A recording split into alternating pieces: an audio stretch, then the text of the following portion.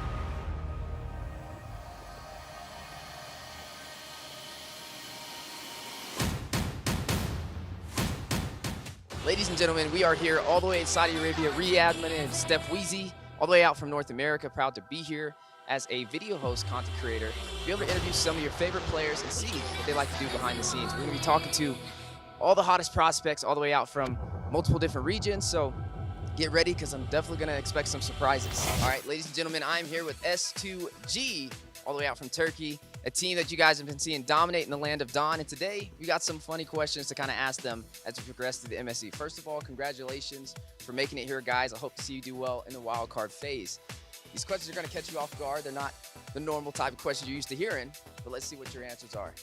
If there was a zombie apocalypse and one player lasted on your team as the last one alive, who would it be? Bence net Kazı. Şili kalır. Kazı bilmiyorum. Ben şi gidiyorum. Bence Şili kalır. Kanka bence ben olurdum, kaçardım onu.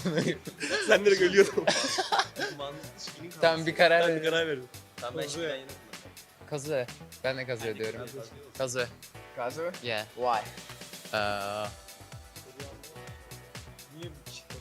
Because he can always escape from team fights. All right, next question. If you could be a fly on a wall, what wall would you want to be on? Where? Anywhere in the world. Madrid. Madrid. Seni? Mardin. Mardin. Mardin'de Mardin. Turkey City. Mardin. Also Mardin. Okay, if you could be a fly on any team room's wall to listen to information, what team for MSC would you be in? AP Biren. Biren. Oh, AP Bren? Liquid Yes. Echo. Liquid Echo? Yeah. AP Biren. AP Bren? Biren. Bren? AP Biren. There you have it, ladies and gentlemen. S2G guys, good luck in the wildcards. Thank you so much for spending your time with us today. Ladies and gentlemen, I'm here with Entity 7, Fury to be specifically, and the whole team behind him. And I got a couple of questions I want to ask you. Number one, if your team had a theme song behind them, what would the song be? Oh, okay, Dookie. Yeah, Oh, okay. one moment. Yeah, Is this true? yeah. Okay. All right. Thank you for that. All right. Next question. If your team all had one superpower, you had to share the superpower, what would it be? Superhéroe y que tenga el poder inútil. ¿Cómo se llama este que se hace chiquito? Atman. Yeah, Atman. Ant-Man? Oh, really? That's a interesting. Why Ant-Man? Muy inútil, o sea, es muy inútil que sea chiquito. Tenga nada. Pero pega igual. Pero para qué? O sea, ¿para qué lo usaría? Ah, no, entonces, no, lo cambio. It's too late. Ant-Man it is. Ant-Man it is. If you could choose one team out here in MSC and use their talent as your own, what team would you choose? Onyx. Yeah, Onyx.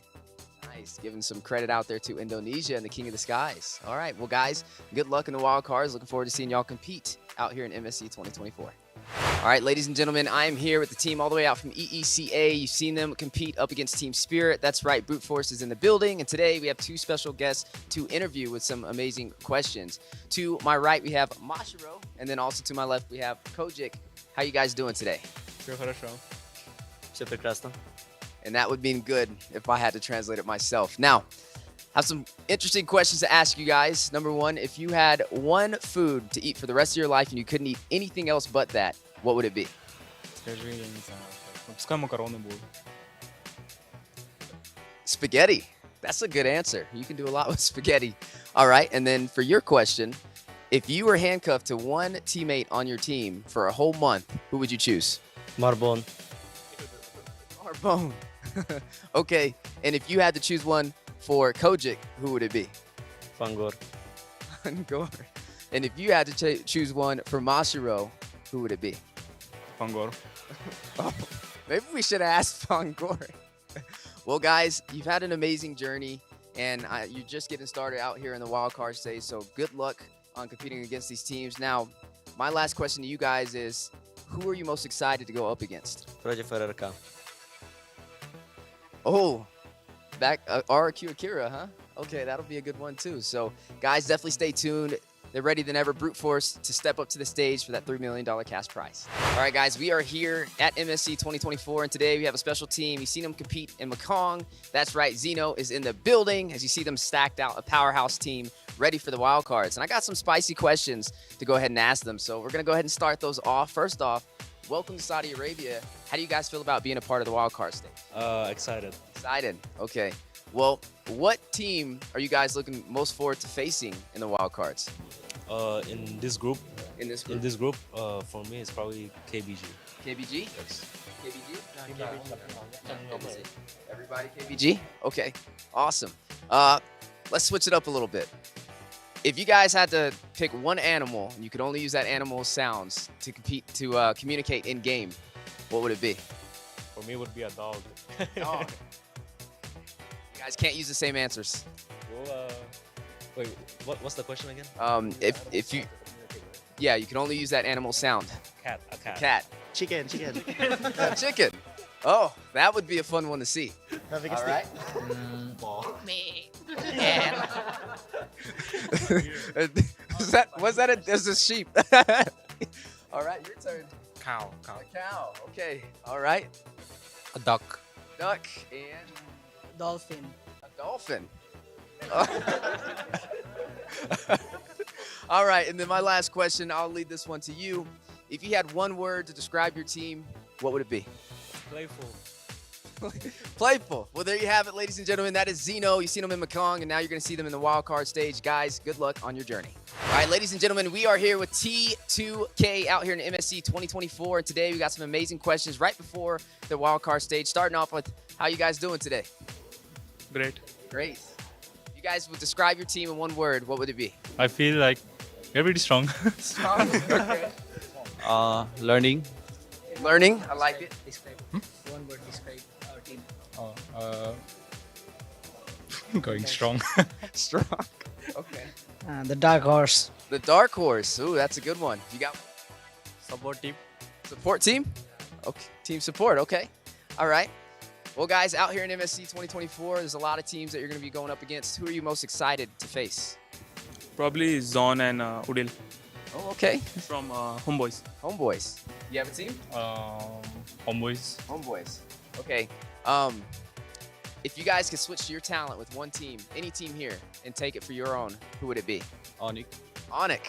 I get that a lot. Everybody wants to take Onyx skill. Well, you guys may have the chance to face them. Okay, guys. Through MSC 2024, if you're able to make that first place and get that $1 million cash prize, what would you spend it on? Sports car. Sports car. Oh, okay. All right. Save it for future. Save it for the future. Smart man. Smart.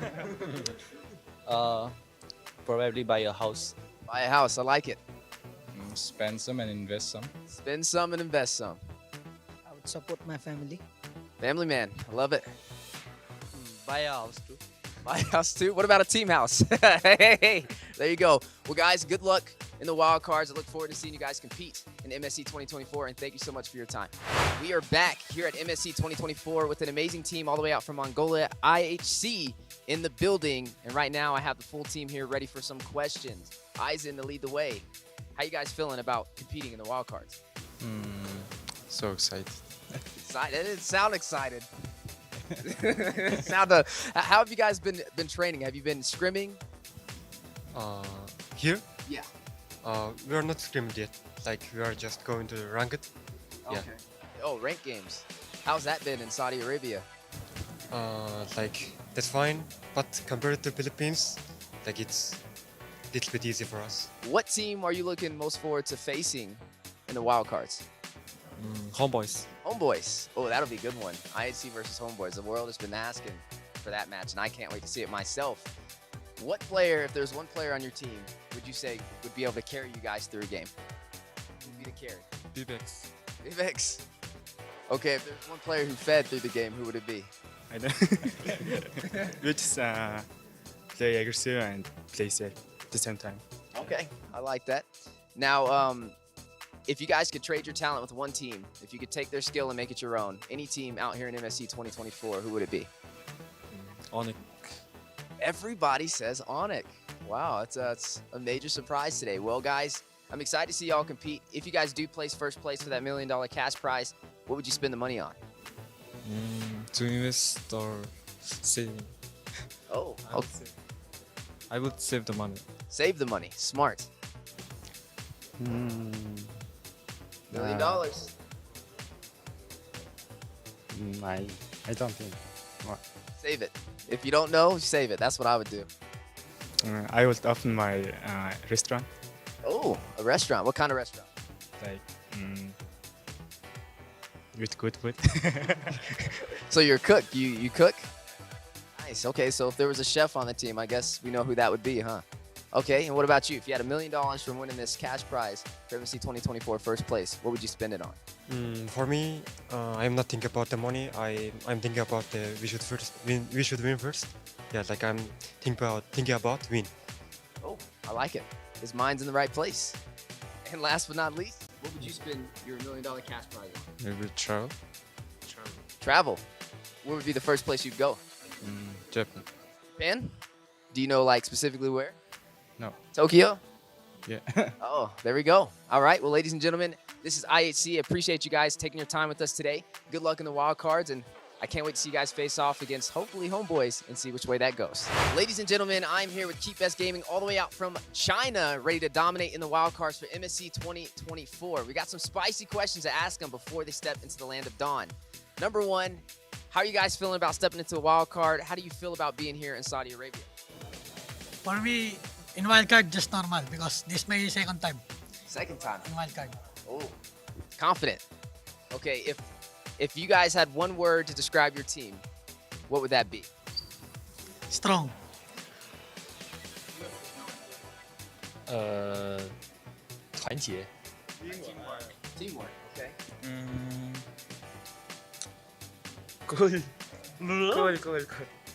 so cool yeah very strong and cool Very strong. Okay. I'm gonna ask you a question. If you guys won $1 million in first place for MSC 2024, what would you spend it on? I will give my teammate Lombo. Whoa. Wow. Very generous. How about you? I will buy a car Buy a car. Any sports car? 什么 Fast car? yeah All right. And you? 跟着队友一起出去玩。 Wow, very team oriented. I love to see it. Keep Best Gaming. Guys, I got a big question for y'all. So you guys are out in China. Now you don't have as much heroes available to you like you do out here. How have you guys been training? Are you guys ready to compete with the additional heroes on the playing field? Yes. We are ready to fight. You are ready to fight.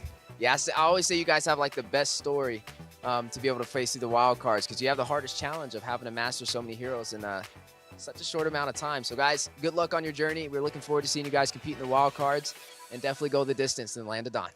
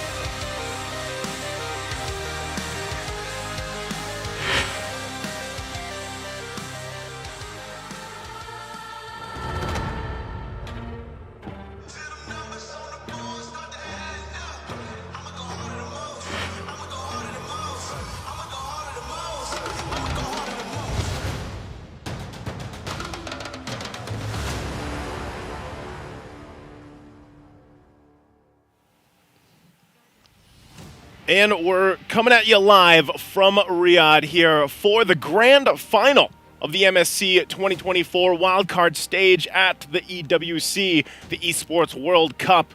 And it's come down to this after 2 fast days of action-packed games. We have 2 teams that went 3-0, and they found themselves in the grand final. What is up, guys? I'm Naisu, joined here on the desk with Mirko this time around. Mirko, it's been a minute, man. It's been a minute.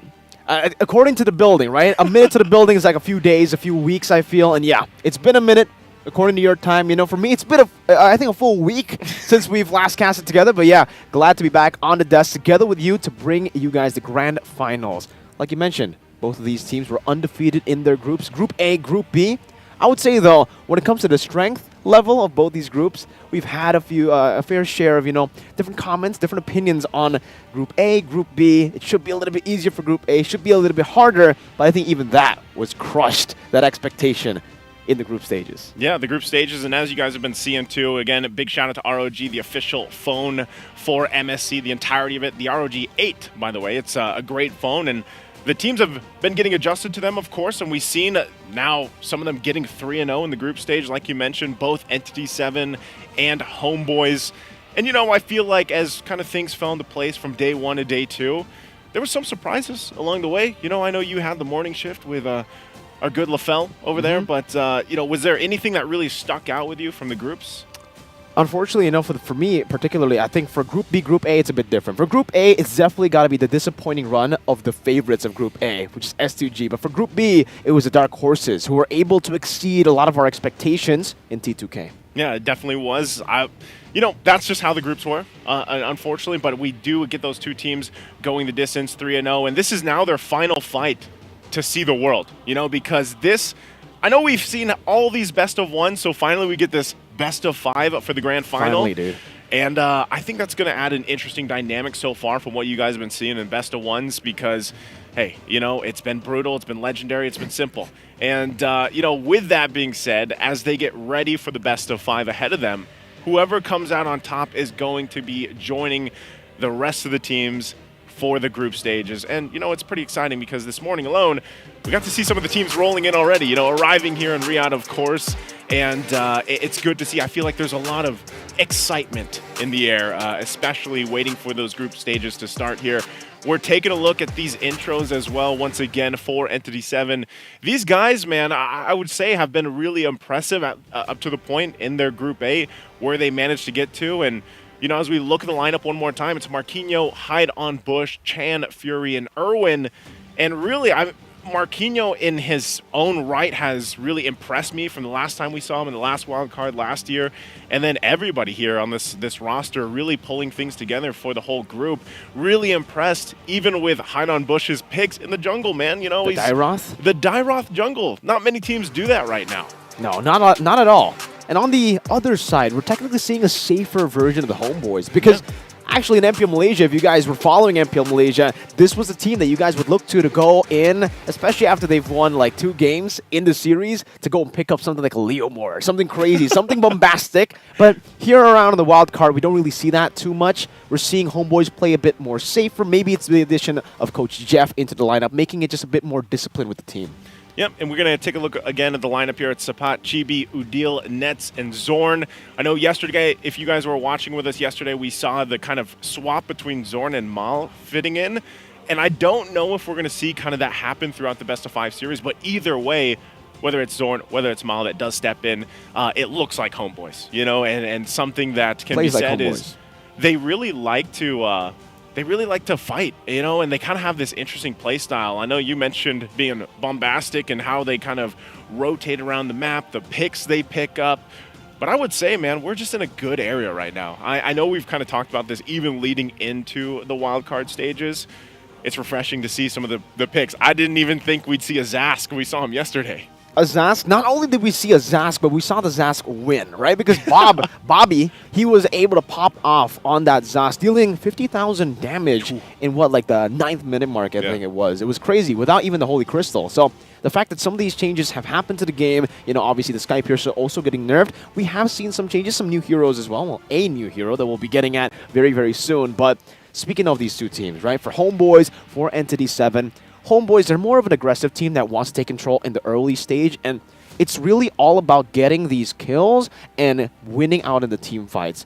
And I think for now, in the meta, that does fit the playstyle. I mean, it's the better playstyle to have, think so? I would say. Because when you go for the neutral objectives, yeah, it's cool and all. You have a very good advantage. You go for an early game lead, you can get that, especially with XP, with the turtle control. But the Lord control is a bit tougher to do. You can't do those Lord dances anymore, you know, with the changes. You get a lot of damage placed on you, and teams like Homeboys, they actually utilize the Lord to punish you. You take the Lord first. Go ahead, you know? Try it. Try taking that true damage after 10 seconds, bro. So this is coming from someone who before claimed that he's an LDE. I'm an LDE, but right now, it doesn't seem like anyone can LDE. Well, by the way, LD means Lord Dance Enjoyer. So Lord now Enjoyer. I don't know how you guys feel if you're enjoying the Lord Dances. We'll find out. But also, real quick, let's take a look at the recap once again of the format for MSC. Welcome, Warriors, to the grandest stage of them all, the Esports World Cup in Riyadh. Here, legends are made and champions rise from the ashes of battle. Last year, we witnessed the meteoric rise of Fnatic Onyx from Indonesia as they claimed the MSC 2023 championship. Their impeccable strategy and relentless drive crowned them champions, but the story didn't end there. At the M5 Championship, Fnatic Onyx faced their toughest challenge yet, clashing with the mighty Falcons AP Bren from the Philippines. In an epic showdown, Falcons AP Bren emerged victorious with a nail-biting 4-3 victory, etching their name in history once again. Now, the question on everyone's mind, can Fnatic Onyx defend their MSC champion title? Or will the M5 champions, Falcons AP Bren, continue their reign of dominance? This year, the stakes are higher than ever as teams from around the world converge in Riyadh for a chance at glory. 3 weeks, 3 stages, 1 ultimate champion. Let's dive into the battlegrounds. First stage, the Wildcard stage. 8 teams, 2 groups, 1 shot at glory. In this high-stakes round robin, every match is a best of 1, where victory and defeat hang by a thread. The top team from each group will face off in an epic best-of-5 decider match. The winner moves on, the loser goes home. Simple, brutal, legendary. Stage 2, the group stage. 16 teams, 4 groups, battle-hardened and ready for war. This is where champions are forged. Each team faces off in a series of 2 matches. It's a marathon, not a sprint, where every point counts. If a tie breaks out, a sudden death best of 1 will decide their fate. The top 2 teams of each group advance to the playoffs. Lastly, the knockout stage. 8 teams, single elimination, no second chances. The quarterfinals and semifinals are grueling best-of-5 matches, testing every ounce of skill and strategy. And the grand finale, a legendary best-of-7 showdown where only the strongest will claim the crown. As the dust settles and the final moments draw near, the stakes have never been higher. Teams from every corner of the globe will battle fiercely in Riyadh, each one driven by the dream of glory. Southeast Asia's dominance is challenged as teams from other regions rise, ready to upset the balance and seize glory for themselves. The stage is set. The Warriors are ready. Who will emerge victorious? Welcome to the Mid-Season Cup 2024 of Esports World Cup in Riyadh, where legends are born and history is made.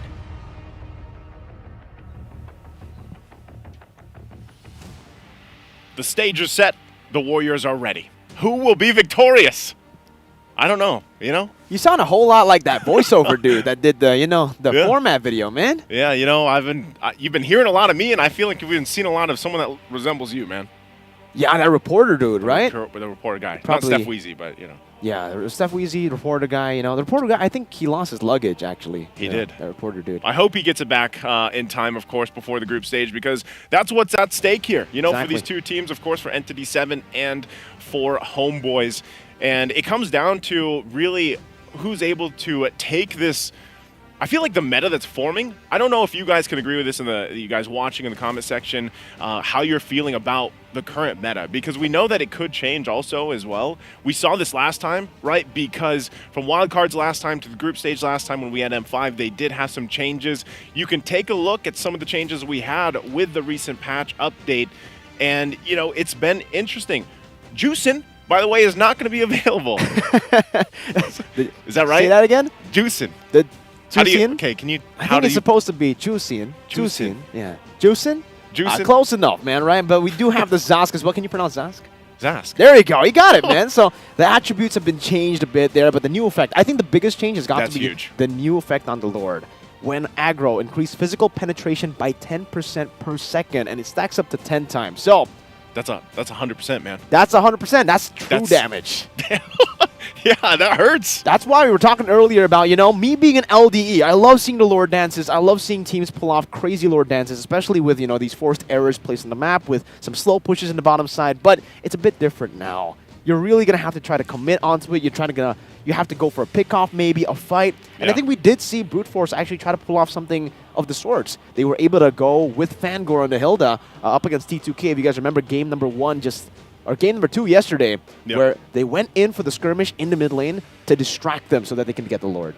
And I think that's, like, even if you guys probably have been testing this out, of course, in your own games, but even the Fredrins, right? The Fredrins, there's a reason why Fredrin, he's not at the top of the ladder anymore. Guys, like, this is a welcome change, by the way, I feel like, for a lot of people, because Fredrin was just first pick priority. It was like 99% contention rate, so he even struggles. But, you know, again, for everybody watching out there, the MSC preview event has now started in-game, so make sure you guys go ahead and join that until July 16. You can grab a 20% discount. This unlocks a ton of stuff for you guys. We also have the MSC support chest going on, the old MSC skins even coming back here, and also just a new skin for Vexana or Valentina, so make sure you guys check that out. We have more, the battles within. Oh, obviously, and you guys can go and check out the new Soul Vessel skin series because there are 2 new skins, with Amon getting the Vessel of Deceit and Hanabi, my personal favorite hero, that's a lie, Vessel of Rage, are slated for a stunning reveal. So don't miss out and go and check it out on the 7th of July. All the Hanabi mains out there are wondering why. They just, yeah, I mean, like... Why, Mirko? Why? There's a reason we don't see this hero in the competitive stage. It's because it's too good. It's you see how I played with it? Expect the unexpected. Expect the unexpected. The hidden power level of Hanabi. Maybe with the new, you know, the new skin, maybe she does pop up.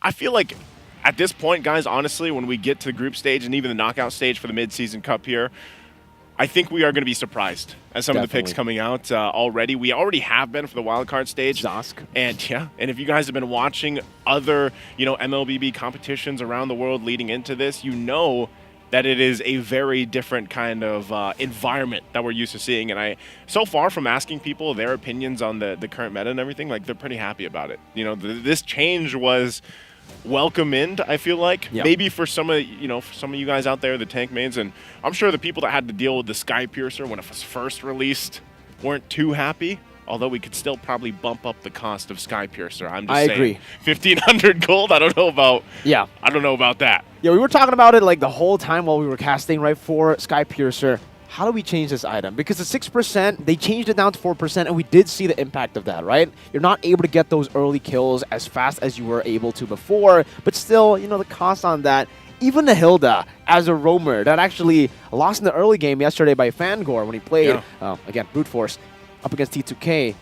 He lost. He died first blood and was still able to pick up the Sky Piercer very, very early in the game, utilizing that to 1v1 Yahiko's lane a couple of times and forcing him out of these team fights. So, Sky Piercer, for sure, when these roamers can get that, especially the gold laners, they'll be able to farm and get it maybe in like the first 3-4 minutes, like especially the Roger. I think we've been seeing a lot of Roger work out in the jungle, and it's because of the Sky Piercer. Yeah. Not only the Sky Piercer, because we've seen different builds as well, like the War Axe on the Roger, and he's been able to fully utilize that too.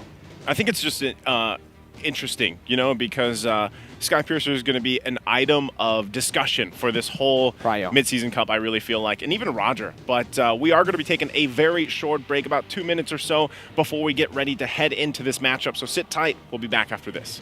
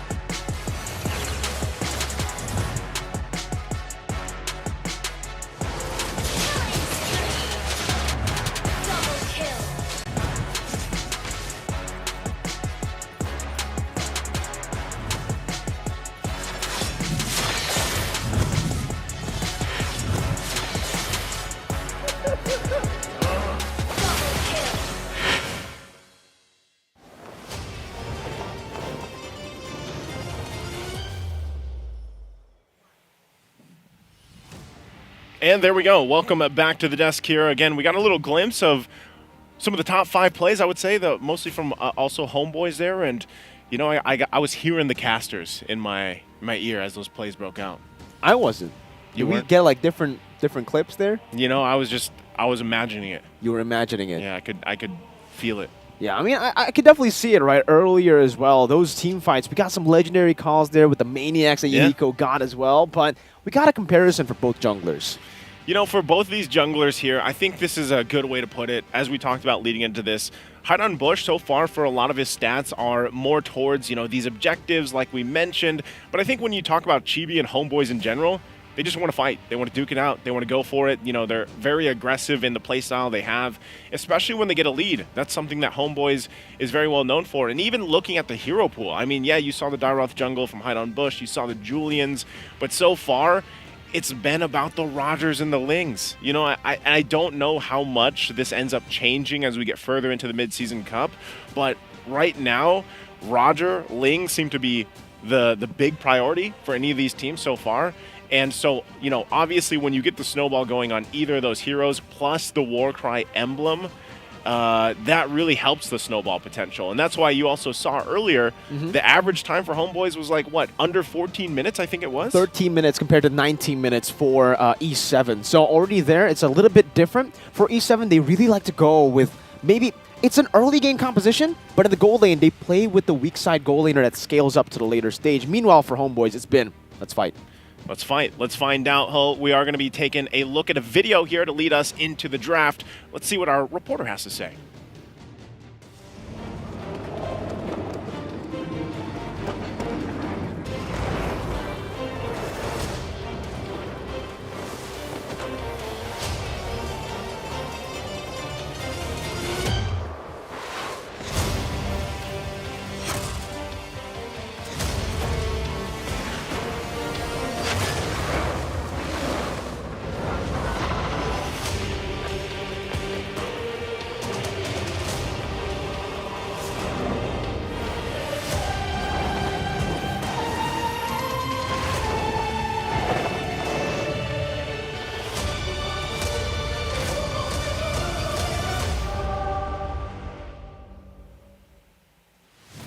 And here we go, ready for this draft. I thought we were going to get some insights on the that well-known reporter that we have seen many times, but leading us into this team, also we got the ROG ping test happen here. You got to just watch as they get to use these amazing phones, the ROG 8 that's powered by the Snapdragon 8 Gen 3 mobile platform.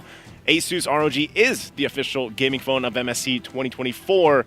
And, you know, I've had the chance to go ahead and play on these amazing devices, and I will say that I feel like I get a little bit better, you know, just playing on that ROG phone. And, you know, as we get ready for the draft, I think going back to the point that we were talking about here, man, is the way things are falling into place, jungle-wise, jungle pick-wise.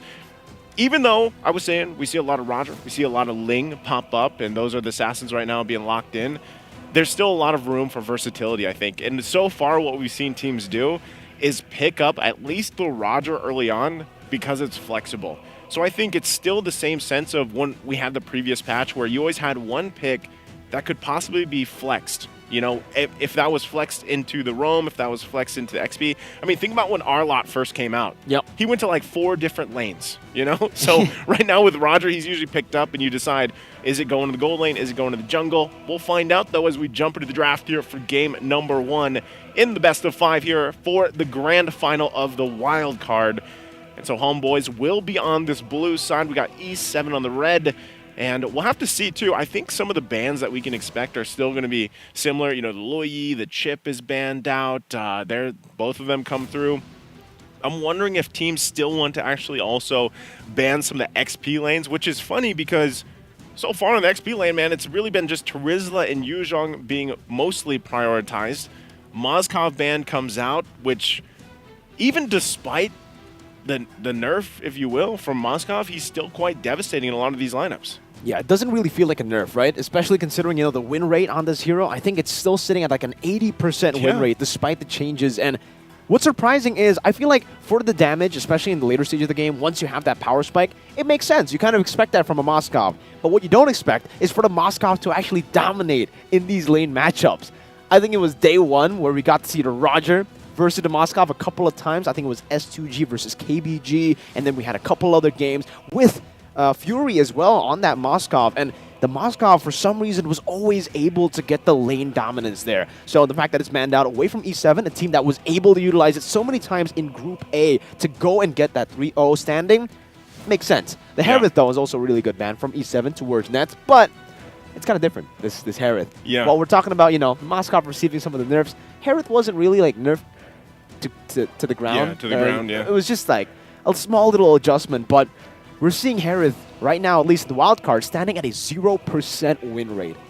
That's quite ridiculous, knowing that right before the patch, Harith was the most broken hero in the gold lane. But the Roger follows through as well. We have E7 banning out the Harith, the Chip, and the Roger. And it's a Valentina respect to Chan, someone who's been able to utilize that versatility on the Valentina to, I would say, just match up against whatever the opposing mid laner wants to offer. But that's going to be an Edith traded in for the first pick Claude for Homeboys. Yeah, I think, which is good. It's a good take from E7. They take the Edith. We know that Homeboys likes to play this. A lot of teams do, actually. And, we have this fun fact here for you guys as well. Chan has a 100% win rate as Loyi in 4 games from the MPL Latam Season 1. And it's good that it's banned out at least for this game because we've been wondering how well this Loyi is going to fit into the current meta, the current state of things. And we know that even with the change, even for the diversion, the cooldown on it, you have to be a little more on point. Whoa, this is interesting. The Bane is going to be locked in from E7. We got a glimpse at this before in the past, but now it's a Bane and an Edith locked in here for E7 on that swing back. So that Homeboys wanted the game plan of picking up the Claude, throw it in the gold lane. They saw that the Moskov was already banned. A lot of gold lane options that have popped up. So they've secured themselves the Claude. What else is Homeboys thinking here? Now that they've seen this, Vexana is going to come up. They still have the Minotaur open too. And they go the Ruby instead. Also, great choice here with a lot of CC potential. And really what you have to look out for from Homeboys with this combination is the knockup from the Eternal Guard with the amount of CC that Ruby brings to the table too. So that's something that E7 is going to want to keep in mind in dealing when they have to consider these skirmishes or team fights. It'll definitely be the disengage power as well for Homeboys, right? Because technically for E7, they want to be looking for these pickoffs and they want to really try to prolong the team fight. With the Edith as well. The Onward, the Earth Shadow, like we mentioned earlier, and most importantly, that's the Primal Wrath that can actually, lock you down, force you into a long team fight. But with the Vexana, with the Ruby, you've set yourself up for a lot of disengage. And whenever E7 want to try to force anything, Homeboys technically get a chance to respond in a way where, all right, we'll either go head-to-head, throw these Eternal Guards, these Terrifies, these Curse Blast, and the I'm Offended, the combos over to fight, or to say, you know what, we won't take this fight, we're going to go for some trades, and then we'll go after the other neutral objectives, or maybe a trade with the Claude. That's what they're expecting now, but it is going to be a Minotaur pickup as well. So, Edith plus the Minotaur. That's a lot. Yeah. That's a lot. So, that also means that the Edith should be going to the XP lane. That does give Homeboys a lot to play with now, with the Ruby still being a flex pick. I don't know if this is too out of the bounds here, but so far I would say with the wild cards, nothing is. Edith, I'm not sure if they'd actually even flex it into the mid lane. They could actually use it to clear things out. Primal Wrath is pretty devastating as well, depending on how curveball E7 wants this to be. But let's just assume it is Edith going in the XP lane to go ahead and battle that out. They already have great crowd control available to them. And now what I'm wondering and looking forward to from E7 is, what do they want to pick up in that gold lane, and what do they want to pick up in the mid lane? Because against the Vexana here and the Valentina being banned out, this could let us see something new. See something new. Like we said, we've seen Zask so far in the mid lane. There is room for that flexibility and that uniqueness. For E7, though, I feel like on how they want to approach this already, because they have the crowd control pretty much under par, on par. The Bane comes in and has Deadliest Catch, so that is also a layer to it. They actually want to go ahead, and if they can pick up some burst in the mid lane even, this will really round out the damage boxes that they need. And then even in the physical department, right? The gold lane is still something. What do they want to do against a Claude? Top of my head, do they want to possibly pick a Brody? I know we haven't seen too much of a Clint even come out, but I'm wondering if they want to go with a traditional setup. Another combination gold lane we've seen with the Minotaur is the Eeca.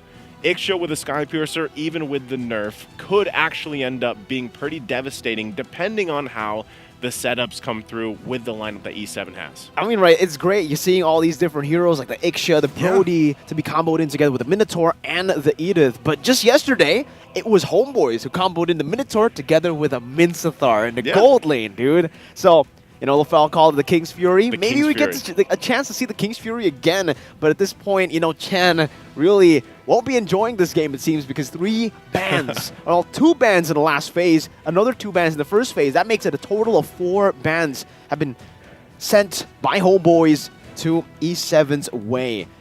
This is going to be really tough now. I feel like, especially considering the Vixana's been picked up, it kind of forces E7 to go for the Fairness, which can still be great for them. They have a lot of sustain. Their composition is built to teamfight, and the Fairness will add a lot of more, you know, depth to that kind of lineup. Maybe Novaria? But the thing is, right, it'll be one-dimensional. It'll be 2 one-dimensional. They'll only be looking to teamfight. And yeah, that's why I feel like the Novaria will be a safer choice.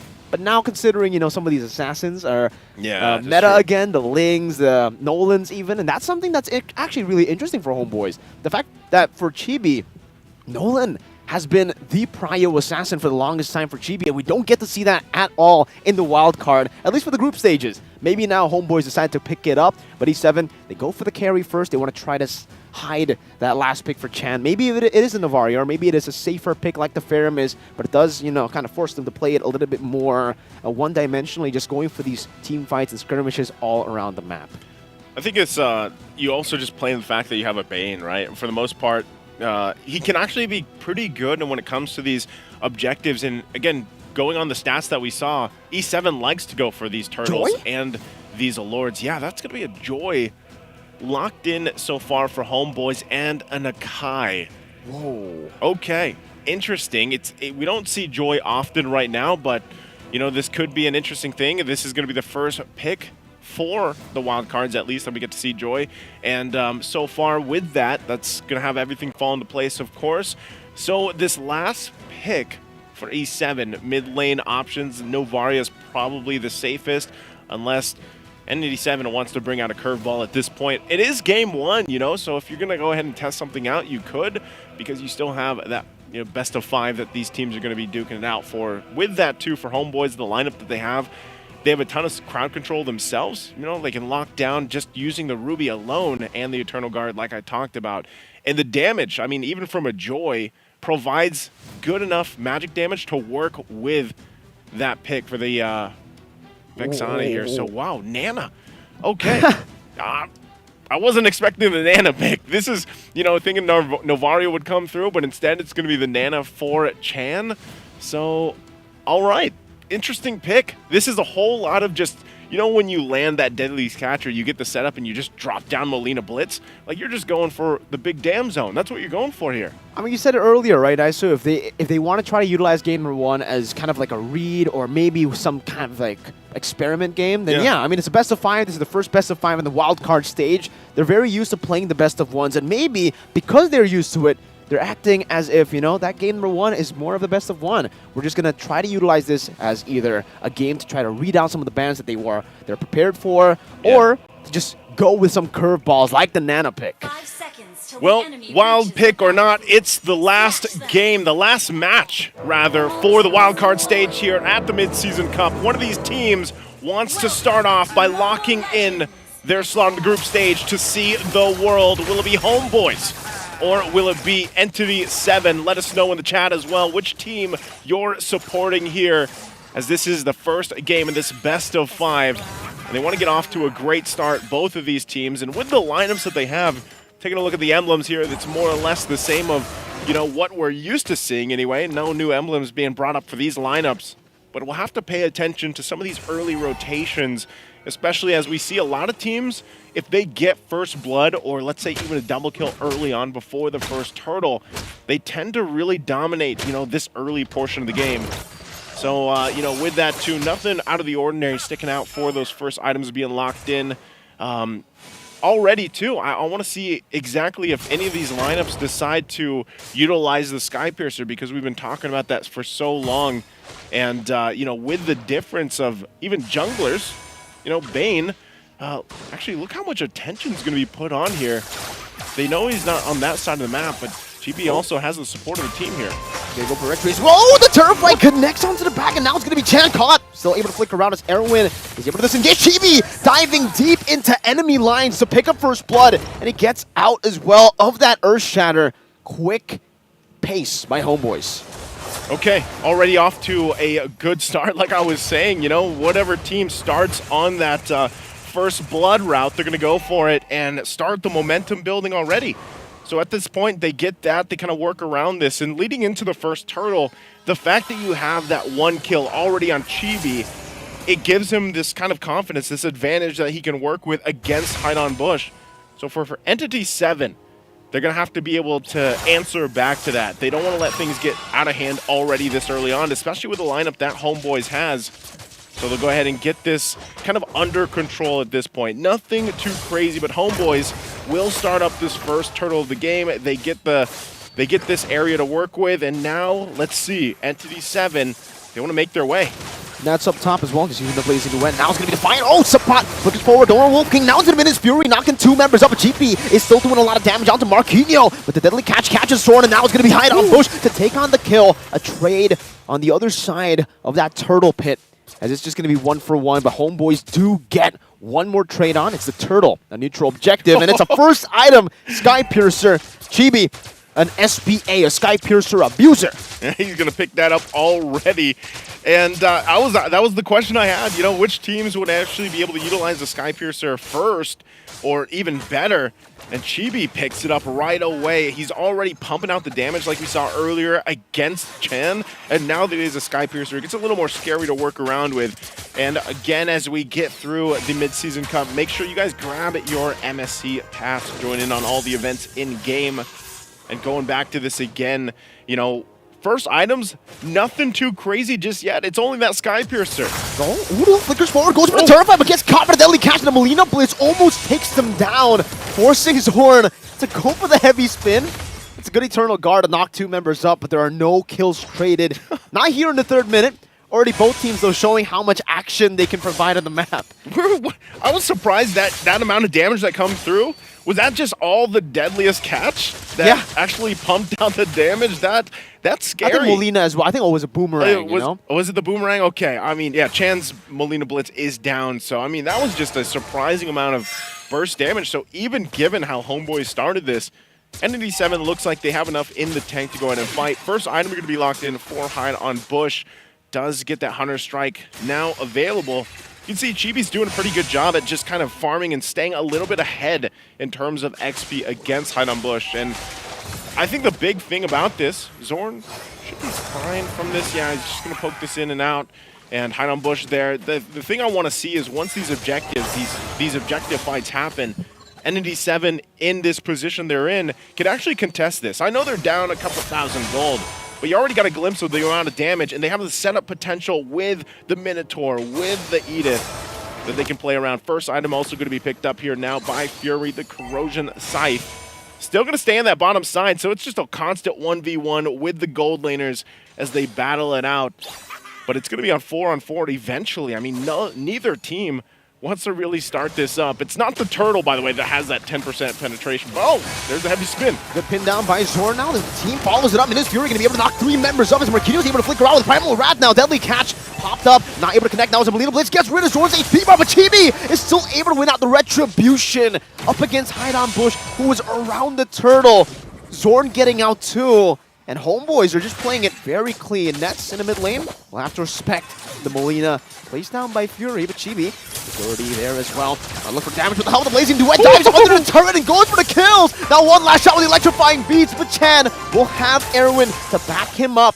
Chibi will go for the recall. Jumping back in. That's a very low Chan who's forced to pop into Molina again. Just in case Chibi dives in. Just in case. I mean, sometimes you're like, man, this Joy, where is she going to go to? And I think at this point, you know, what you're looking here from the team fights is really how Homeboys is able to go in, get the objective, and then disengage. That's kind of what the usage is right now from Udil, using that Eternal Guard. Sometimes it's just for the defensive peel. Oh, there's Conceal. Heavy spin, no Purify. Fury is going to be pinned down. And Udil takes the kill with a Curse Blast. Now, Chibi diving under the turret, hide on bush, able to disengage with the deadly catch. Chibi going to be caught in a tough spot now. But yeah, those dashes, easy reset for Chibi. As Homeboys gets down, and the Eternal Guard gets thrown out by Udil. Getting 2 members knocked up, and you can see how oppressive that Eternal Guard is. Walking up, zoning them away, putting the glowing wand on them. And everyone will have to just take those 2 swings of the sword. I think this Akai pick, oh, hold on, a lot of damage on Erwin. He's going to be fine, has the heal as well, quite tanky himself. But going back to this, Akai pick is working out really well with the game plan from Homeboys. And sometimes it's really just the timing. Like a lot of this, you're seeing they get the information, they lock in, Purify's not available for Fury, they're shutting him down. You saw that was a fleeting time, now picked up by Zorn.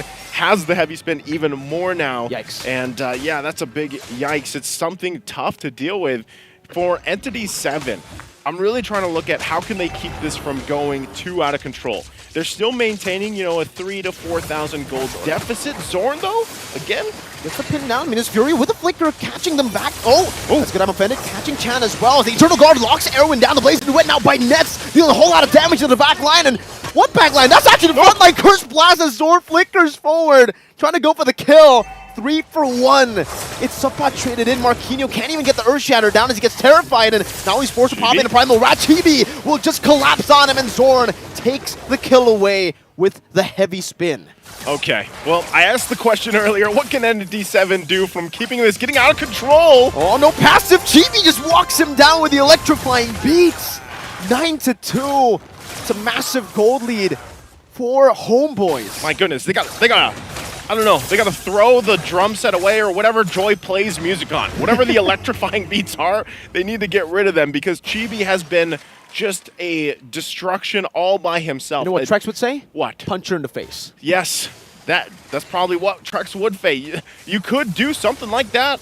Right, look at this team fight in the replay. You see this, and then the Nets coming in. This is the nothing but Nets moments where he goes in at the right timing, pops the Blazing Duet, signature pick of his, comes up, cleans up, and then they add a little spice, a little sugar on top of it. They go in under the turret even, and now another fight. I'm offended into the Eternal Guard. Marquinhos gonna be pinned down before he can even do anything, and look at that, just with a few basic attacks, he gets it. Only a blitz on 2 Nets. That's a good shutdown as hide on bush. Goes for some damage. Fury picks up the kill. Meanwhile, Chibi gets rid of Erwin around the other side. It's a gold lane in the next speed, traded in for an XP in a roam. So for Homeboys, I think they actually lost out on that trade. Yeah, this is actually good for Entity 7 to be able to actually get a couple kills that they needed. Also, Fury stayed alive here. He's got at least the Golden Staff now going with that Corrosion Scythe. Needs a little more time to catch up. I mean, he's 2,000 gold behind Nets. So where is Fury going to find that gold? And right now, the answer is in these team fights. You know, he's kind of forced to stay together because what happened earlier. Even if he has the Purify up, there's enough tools from Homeboys to just kind of still lock him down if he's trying to farm up by himself. So he kind of needs to constantly be aware of where he's going to be getting that gold to catch up here. He could be a saving grace for this lineup for Entity 7. Zorn just checking things out here. They might still force a fight. Homeboys loves to do this. Oh, I'm offended. Will not be able to connect on Erwin. So they got this information. Again, we're still 15 seconds away from this Lord to come up here. Entity 7, I wouldn't say they're in a good position to actually contest the first Lord, though. We got to remember, though, right? If we take a look at the game time, this is Homeboys' territory. This is the 13 minutes that they usually end their games in, the window for Homeboys, you could say. But for Entity 7, if you paid attention to the stats earlier in the head-to-head, they like to take the game a bit longer. And technically, I can see that skirmish being done by them. It's a deadly catch to disengage from the I'm Offended. Chibi just using electrifying beats. Oh, Marquinhos with an Earth Shatter Flicker. Trying to go for that catch. Back to the point, for Entity 7, they want to prolong the game. And their composition with the Nana, with the carry, and technically almost everyone in that team, you can go for the late game team fights, and they'll be very, very good for you. Well, their average game time was, what, the 19-minute mark? So if they can bring this game number 1 to that point, it'd be better for them. But right now, as the Lord is just going to be easily secured by Homeboys, as has the Turtles previously, Entity 7 will find themselves on the defense. And as we get a glimpse at the items falling into place here, before that, Nets will be fine, it looks like. So, again, still time-wise, Entity 7 needing to catch up nearly across the board in every lane in terms of itemization, at least for Chan with a Lightning Truncheon, and then you have the wings there. You know, you have enough damage, actually, with a Molina Blitz to be a threat, especially if you're able to combo it with that Deadliest Catch. You can see there, though, he still needs to climb. Bro. Interestingly enough, look at the damage out. I thought he'd be able to do more, but he just hasn't been able to land enough Molina Blitzes or just damage. Look at Udil, though. Yeah.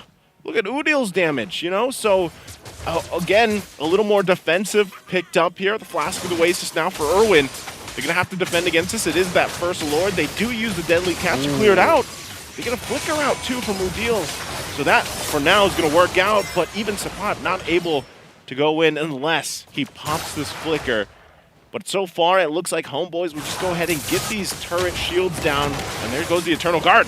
Yeah, just a little bit of damage now. Oh, onward, Earth Shatter catching Sapat, bringing him back under the turret. Minis Fury as well. Now Ness forced to use a Purify. That's a two-man pin down, but Arrow's going to be able to flick around. And Marquinhos will be taken out by the electrifying beats of Chibi.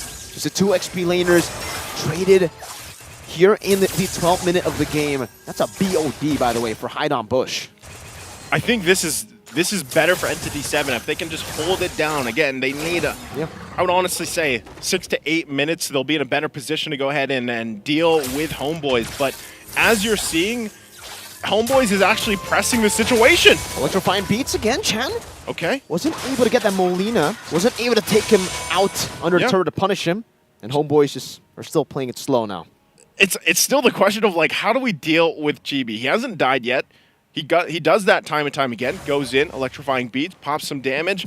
And, you know, part of it, too, is just dealing enough for then the follow-up to come through from that. So like we've seen so far, it's almost like choreography at this point from Homeboys.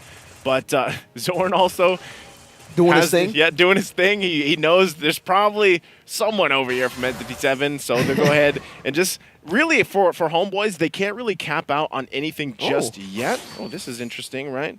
Okay. So this is what I was wondering also with Chibi. He does have the Genius Wand, and so I think it works brilliantly. Oh, Zorn. Heavy spin.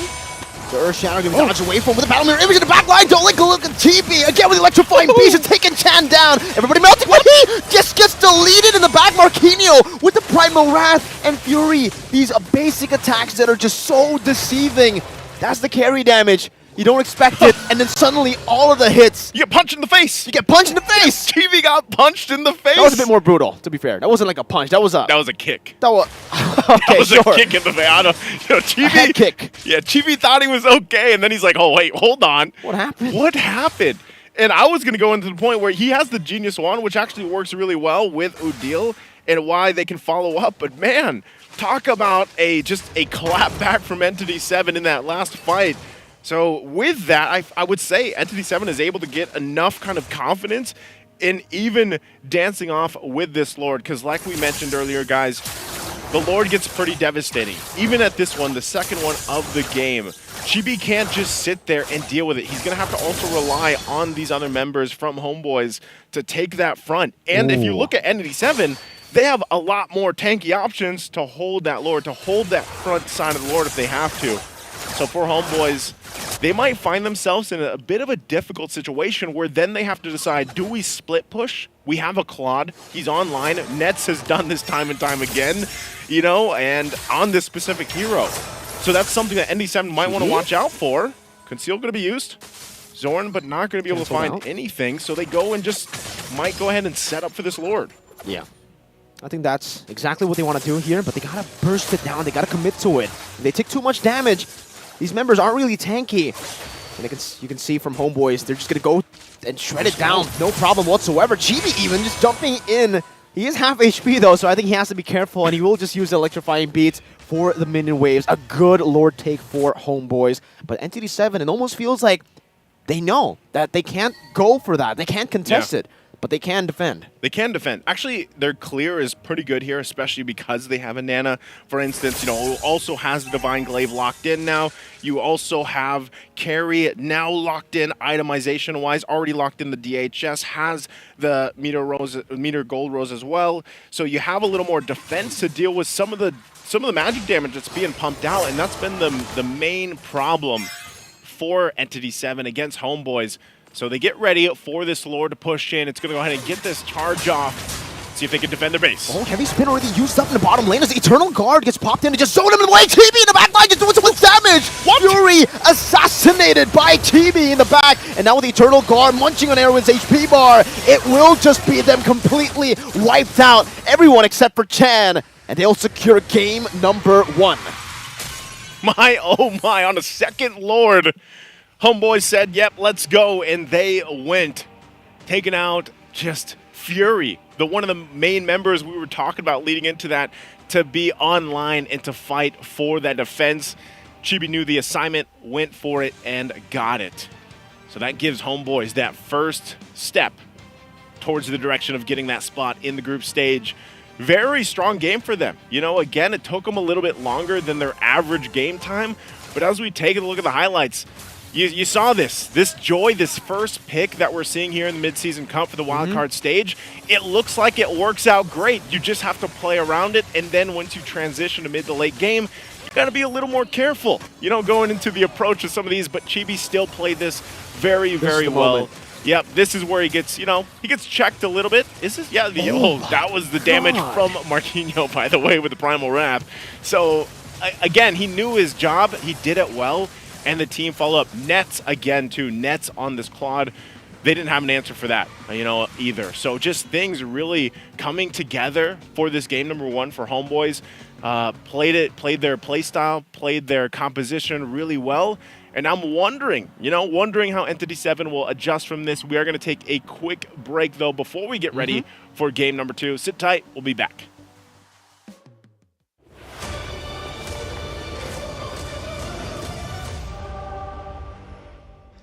Twists, turns, and a little bit of burns is how I describe Day 2 wildcard for Group B, full of excitement and full of crowd favorites. But one team stood above the rest, and that is going to be Homeboys, all the way out from MPL Malaysia, Season 13, dominating again in a similar fashion for Group B today in MSC 2024, Saudi Arabia, Riyadh.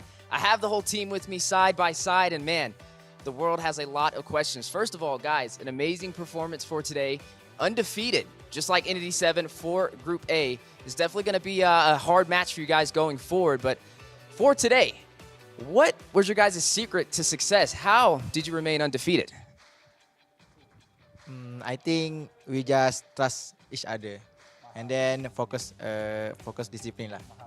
Discipline and trust in each other. It definitely showcases in your gameplay. Being undefeated is super hard. Tomorrow is going to be possibly your hardest match so far in MSC 2024. But for today specifically, what team would you say was your hardest that you had to face? IHC. IHC. Yeah, they were definitely full of some challenges. You guys were a crowd favorite. I asked so many people out here in the venue who would be the #1 team out of Group B, and everybody said Homeboys. So I'm excited to see your performance tomorrow. I got a question for Chibi. I've seen a lot of the Ling gameplay out there. How do you feel about the new patch? Do you feel like it works more in your favor? Do you feel like it's easier for you or harder? I think it's not easier, not harder, but we need to take time for practice the new patch. Take time for practice on a new patch. It's definitely one of the most challenging things teams have to face, a new patch in a $3 million tournament. The pressure is higher than ever. Speaking of pressure, guys, tomorrow is another day, another story. It's not best of ones no more. It's the decider stage for a seat or a chance to make it into official group stage for MSC 2024. How do you guys feel about your competition in Entity 7? I think easy. Yeah. One word, easy. Do you feel the same, Chibi? No. We just respect the enemy. Respect the enemy. Well, I'd love to see it. Both of you guys are undefeated. You guys out of MPL Malaysia, short to SRG. But again, here being kings, dominating, not able to find a loss so far. Same thing with Entity 7. So the world is definitely going to be full of surprises watching for the decider stage to see who will earn that 16th spot. Guys, congratulations again for today. Undefeated, and I look forward to seeing your matches tomorrow. Thank you.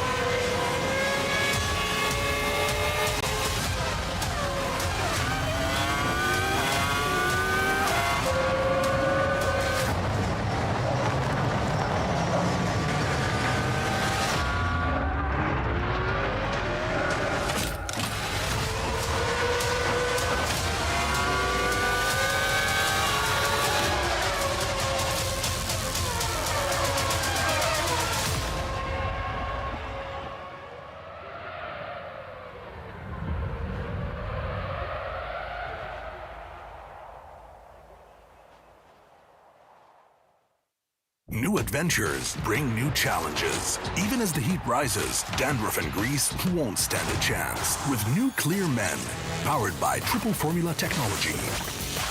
To eliminate dandruff, itch, and grease, gives you 8 hours of freshness and 100% dandruff-free hair. New Clear Men, 0% dandruff, 100% confidence.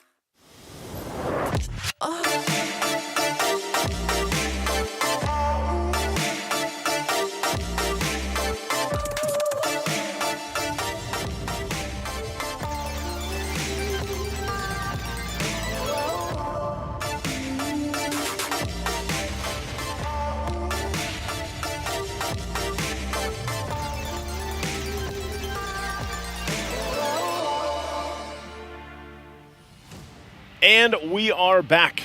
Once again, welcome to the English Desk. If you're just joining us, I am Naisu, this is Mirko, and we are here for the grand final for the wildcard stage. It's day number 3, and it's Homeboys and Entity 7. Homeboys is now up 1-0 in this best of 5.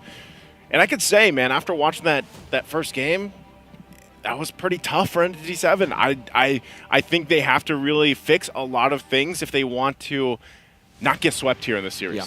I think definitely one of the big things that you can take from game number 1 was the fact that Chan was just not comfortable on the Nana pick. Because it was already surprising to us that we see the Nana. Maybe it's a pocket pick, maybe it's something that they want to experiment on. But if you take a look at the entire draft, that was what Homeboys were preparing for. Yeah. They wanted him to be on a pick that he's not comfortable on. Sure, the Nana could work. I think in that game particularly, they had a lot of combos that could work. But the thing is, Homeboys, they banned 4 mages. So Chan was on their hit list, at least all the way in the draft. So I think for Entity 7, easy adaptation will be pick the mage in the first phase. Pick the mage in the first phase, yeah. I think that I agree there. Let us also know what you guys feel and agree with for our broadcast, our production here, of course, for the Mid-Season Cup 2024. You can go ahead and scan that QR code and let us know your constructive feedback for us to improve everything that we can do here as we go through MSC again. Wildcards after today. We have a couple days break, I think, while all the teams are now flying into Riyadh, and then we get to look forward to the group stage, which is going to be quite interesting, especially depending on which team locks this last slot in here from this matchup. Homeboys is looking pretty good to be that team, though, and I think even when you kind of dissect the game number 1 that they had there, I don't know. I didn't see too many weak points other than it just looked like when they did get, when Chibi got checked, it was more so if we have this lead that we can work with, we have this kind of lineup, we might as well keep putting pressure, because I think that's what the Joy did, man. The Joy was simply for the fact that you had, especially when the Genius Wand was locked in, we already saw how much damage Joy can do early on, but once you get those items locked in, you force yourself into the back of lines, and then you just follow up. Udil, he was just topping damage because by then the magic resistance of Entity 7 was already whittled down, and you follow up with everything that you can with that Vexana. So now looking at this again, Chibi on the Joy pick. That was the first one finally that we got to see Joy picked up here throughout the wildcards. It's been a whole lot of Roger, a whole lot of Ling, and just assassins in general, and the occasional Fredrin. But now you see Joy, and I would say, for a lot of teams that want to play this kind of snowball, let's get the ball rolling early on, Joy is a good quality pick. I wonder what he sold, by the way, to get that immortality, right? Because I was actually going to mention in the game that it is a very glass cannon build that he went for. But in this game, 16 minutes, so a bit longer than the average duration for Homeboys victories. Usually it's 13 minutes and maybe like 14 max. But E7 were able to bring that out of Homeboys just through making the right decisions, I would say. Because even around the last Lord, I think it would be way riskier to go for the contest over that defense, right? Unfortunately, they weren't able to go and pull off the defense either, but I think they would have been able to had Chan gotten a better pick compared to the Nana in the early phase. So really got to give props to Homeboys here. They did their homework. A lot of people, I think in the group stages, especially in the wildcard, I think have been underestimating all their opponents. So the fact that Homeboys are like, okay, Group A, significantly weaker on paper compared to our group, but we still got to respect them, just like all the other teams here in the wildcard. So they did their homework really well. They targeted Chan, and so far, when Chan doesn't get his pick, it doesn't seem like it's the same E7 that we saw from day 1. Yeah, definitely. And like we had that fact when we were in the draft for game number 1, he's been a monster on the Luyi pick, so I think that's probably a staple from Homeboys, at least for the draft. They're just going to ban out the Luoyi. See ya, Luoyi. Yeah, you gotta wonder what is going to be available for Chan, because we've seen him be a playmaker himself throughout Entity 7's run in their group, and now that they're at this point, they've got to be able to answer some of the pressure that Homeboys is putting. I think any team that goes against a team like Homeboys, and there's a lot of them in the groups waiting, I feel like, you have to really adjust early on, man, because for some reason, well, I know the reason, it's this patch. Things have changed, and you can't have these like slow starts anymore. You really can't. no. It's all just like fighting, clashing, and even when it comes to those Lord fights, it's the same thing. You know, if you fall so far behind, and right now it feels like even 4,000 gold deficit is tough for some teams to actually go and contest, like when it comes to the Lord. It feels like, especially when your team is able to get the Sky Piercer very early, that 4,000 gold lead. That first item, by the way, that first item for Chibi, the 4,000 gold lead feels more like a 10,000 gold lead before the patch hit. Because the Sky Piercer, I think we got, you know, visual on the stacks as well. I think at that point of the game when we did see Chibi get level 15 on the Joy, he had 30 stacks of that Sky Piercer. So already there at that point, he was executing people very, very easily everywhere around the map, and that's why he was able to just go in with the Immortality, with the Blood Wings. And man, you know, I was actually talking about the nerfs before when Joy got nerfed. You know, the anti-CC no longer there for the electrifying beats. I was like, all right, it's cool, Moonton, that you got rid of the electrifying beats anti-CC, because I think for all of us, we don't really like that. But damage, why did you nerf the damage too? And now after seeing this, okay, this is a nerf Joy, by the way. This is a Joy that can be stopped. And he was unstoppable in that game. It's still, in a way, it's like a glass cannon, right? But we'll see what adjustments happen here. We are going to be just heading into the draft here in just a bit. So let's go ahead and take a quick little trip to the draft. Okay. That's a quick little trip. That is the trip. For the first time, you know, your quick little trip was actually quick. Yeah, that was about a second or so. That was a second? No way. I mean, like, you usually say, you know, that's been a second, and that actually, it's like a day or an hour at least, bro. Well, you know what? That was less than 10 seconds on my time. I think that's like my time too. Maybe you've adapted to my time, to the human time building, man. I'm in the human time zone now, but look at this. Luoyi is actually going to be the staple ban from Homeboys, like we talked about. So that's not happening for Chan. Chan's gonna have to have a different idea, and I think that's how it's solved, Miracle. I think you hit the nail on the head. Just pick up that mage first phase if you're E7, because you get those 2 picks being on the red side.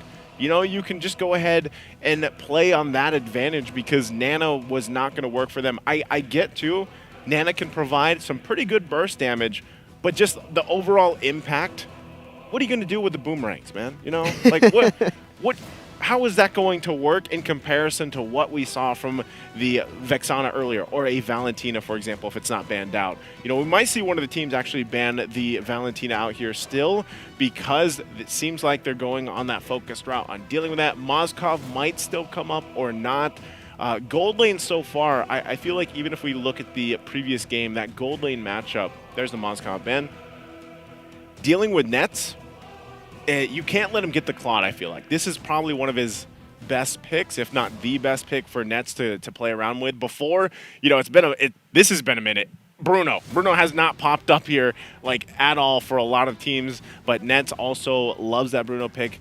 Does play the Claude though to a T, and that's what we saw here. So I'd love to see E7 if they wanted to go ahead and play, you know, with like trying to get the advantage. Either they ban out a marksman as well, because the Mozkov has been banned here, and that narrows things down a little bit further, or you try to pick up the Claude in this exchange. Whatever Homeboys is going to give up, then maybe you swing back. You either get the Claude, you get the Roger, and then you lock in the Mage. Because it looks like Homeboys, they might go for the Roger, right? Depending on how these last couple bans go out for the first phase. You saw the Harith already take it out here. So we'll see exactly what the Homeboys plan is going to be this time around. All right, so it's going to be the Chip and the Harith bans, so the exact same bans as game number 1. And for Homeboys, if you guys are a Homeboys fan, that's great, you know? If it ain't broke, don't fix it. That was exactly the banning phase that they used to dominate E7 in the game. But for E7 particularly here, even if they get a pick onto Chan, are they that confident that, you know, giving the Claude over, like you mentioned, to Nets, someone who's been able to perform consistently on the Claude, given over maybe even the Vexana over to Udio, Yeah. Udil has only played Vixana, I believe, in a wild card. And I think for the most part, even back in MPL ID, when he used to play in MPL ID, Udil is always like this, dude. If he wins on a pick, he's like, why should I even swap? Yeah. He goes on Farsa, wins on Farsa, plays Farsa the entire season. Now it's Vixana, so he's definitely found a new favorite there. Yeah. I'm glad it's new, because I would be pretty surprised if he still wants to play Farsa after playing Farsa the entire. It could work, but it does seem like, you know, he wants to utilize that Eternal Guard more than the Feather Airstrike now. He wants to have like a beefy boy protecting him in the front, but feel a little safer, you know? If this is the exact same bans, which I think it should be, because I think the Roger would be a bit deadly to leave open, knowing that both Nets and Chibi. Oh, they banned the Claude. Oh, the Claude ban comes through, but you leave open the Roger. This homeboy's just swinging for it. Oh, the Claude is a great ban. I understand. You know, you mentioned it. It's great on Nets, but the thing is the Roger could be flexed, and both Chibi and Nets can play it so well. Chibi, just yesterday, it was the same kind of build that we saw for the there he is. For the Joy. But yeah, Sky Piercer, War Axe, Endless Battle. He didn't even go for the Windtalker. That was how ahead he was. Yeah, they're happy with this too. They're smiling about it. You can see that. You know, it's interesting because he's only got a 44% win rate, but that's because he's been flexed. I would say his statistics in the gold lane aren't as good as we've seen them in the jungle, and that'll probably carry over even into the group stage. We'll have to see how that Roger changes, because I think one of the things teams really have to have like an answer for is dealing with the Roger and dealing with the Lings that have been popping up. This is still going to be an Edith that's locked in here for E7 in this first phase. Let's see. Do they go for the mage? Do they lock it in here already, depending on how this goes? Because the Edith actually is still... Wow, what? It's the same 2 picks. They go with the Bane again. Okay. They should change the third pick. They should change the first... Maybe they're just trying to look at homeboys first. You know, you got the Roger already. Are you going to pick up the Vixana again? If you do go for the Vixana... Okay, that's like I said, it'll probably be the Vixana, and then same. Okay, we're just seeing. You know what? What's scary? We're seeing a change, but that was actually a good change for homeboys. They got a better pick than the Claw. They got the Roger. Now they have 2 flex picks, right? In the previous draft, we saw the Claude and then the Ruby Vixana, which means that the Vixana and Claude, we know where it's going. Ruby, a bit of a flex. Now we get to see the Roger, so now it's going to be even more confusing. If E7 go for Minotaur, we're in the Twilight Zone. Oh, man. It'll be very scary for E7 if they go for the Minotaur. I mean, it's good for their combo. I get it. But also, you can see the previous draft right above there. I just had to, you know, look at it again. Just confirm it was the previous draft. Confirm it was exactly the same. I guess we'll see here if it's going to be a change. Maybe they go for a mid laner. Maybe they even go for a... Oh. Okay, there you go. They pick up the Eve. There, but Eve wasn't bad. So... Technically, they could have gone Minotaur here, and they could have gone for the Eve, right? Yeah, they could have. She wasn't banned in the previous game. But you know what? Hey, Miracle, this follows what we were saying they should do. Yeah. Mage, first phase, I agree. Yeah. Lock it in. All right? Entity 7 has locked it in. Chan's got it, and this is a pick that, you know, he does play. He does like this pick. It does provide that death box potential when you're going into the objectives. The only thing I hope for is that they're able to actually get to that point where they're able to contest against the objectives because of the mere fact that that's a Roger on homeboys. And if anything is to be said, Roger will snowball the heck out of this game number 2.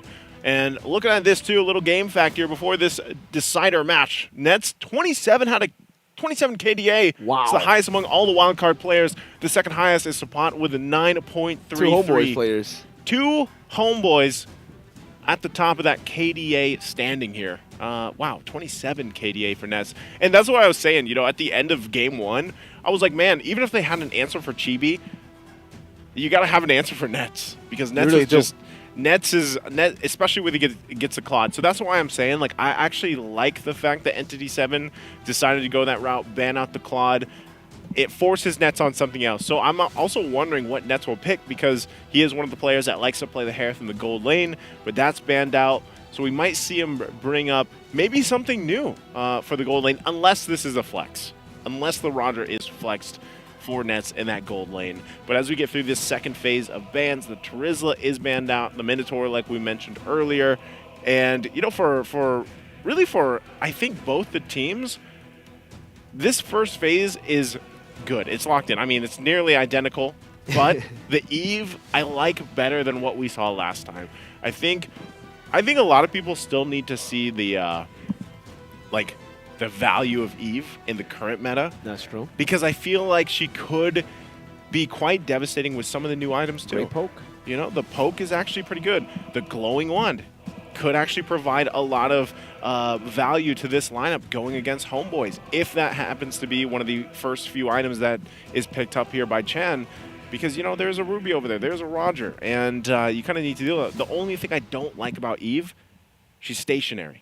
Yeah. Like, you are vulnerable in that sense once you set up. And that's exactly why they banned the Ling, right? Because the Ling would be able to take advantage of how stationary you are, of how you're technically immobile in these skirmishes. You can't be, you know, as flexible as a Valentina, as flexible even as a Lo Yi with the diversions. You can't find those angles, and you don't really have a way to self-peel. Because usually with the heroes like this, you have a way to CC your opponent, right? Even the Farsa, you get the immobilization with the passive. But now with the Grok and the Terizla banned out, they're really trying to stop E7 from bringing up these heroes that can actually lock these members down from homeboys. Because I think for homeboys, they want to play similarly to how they played or executed their game plan for game number 1. They want to attack from different angles. They want to utilize their mobility and to make E7 utilize their resources, and then homeboys comes in. Again, it's like a layering type of gameplay for homeboys, baiting out resources and then coming back again later.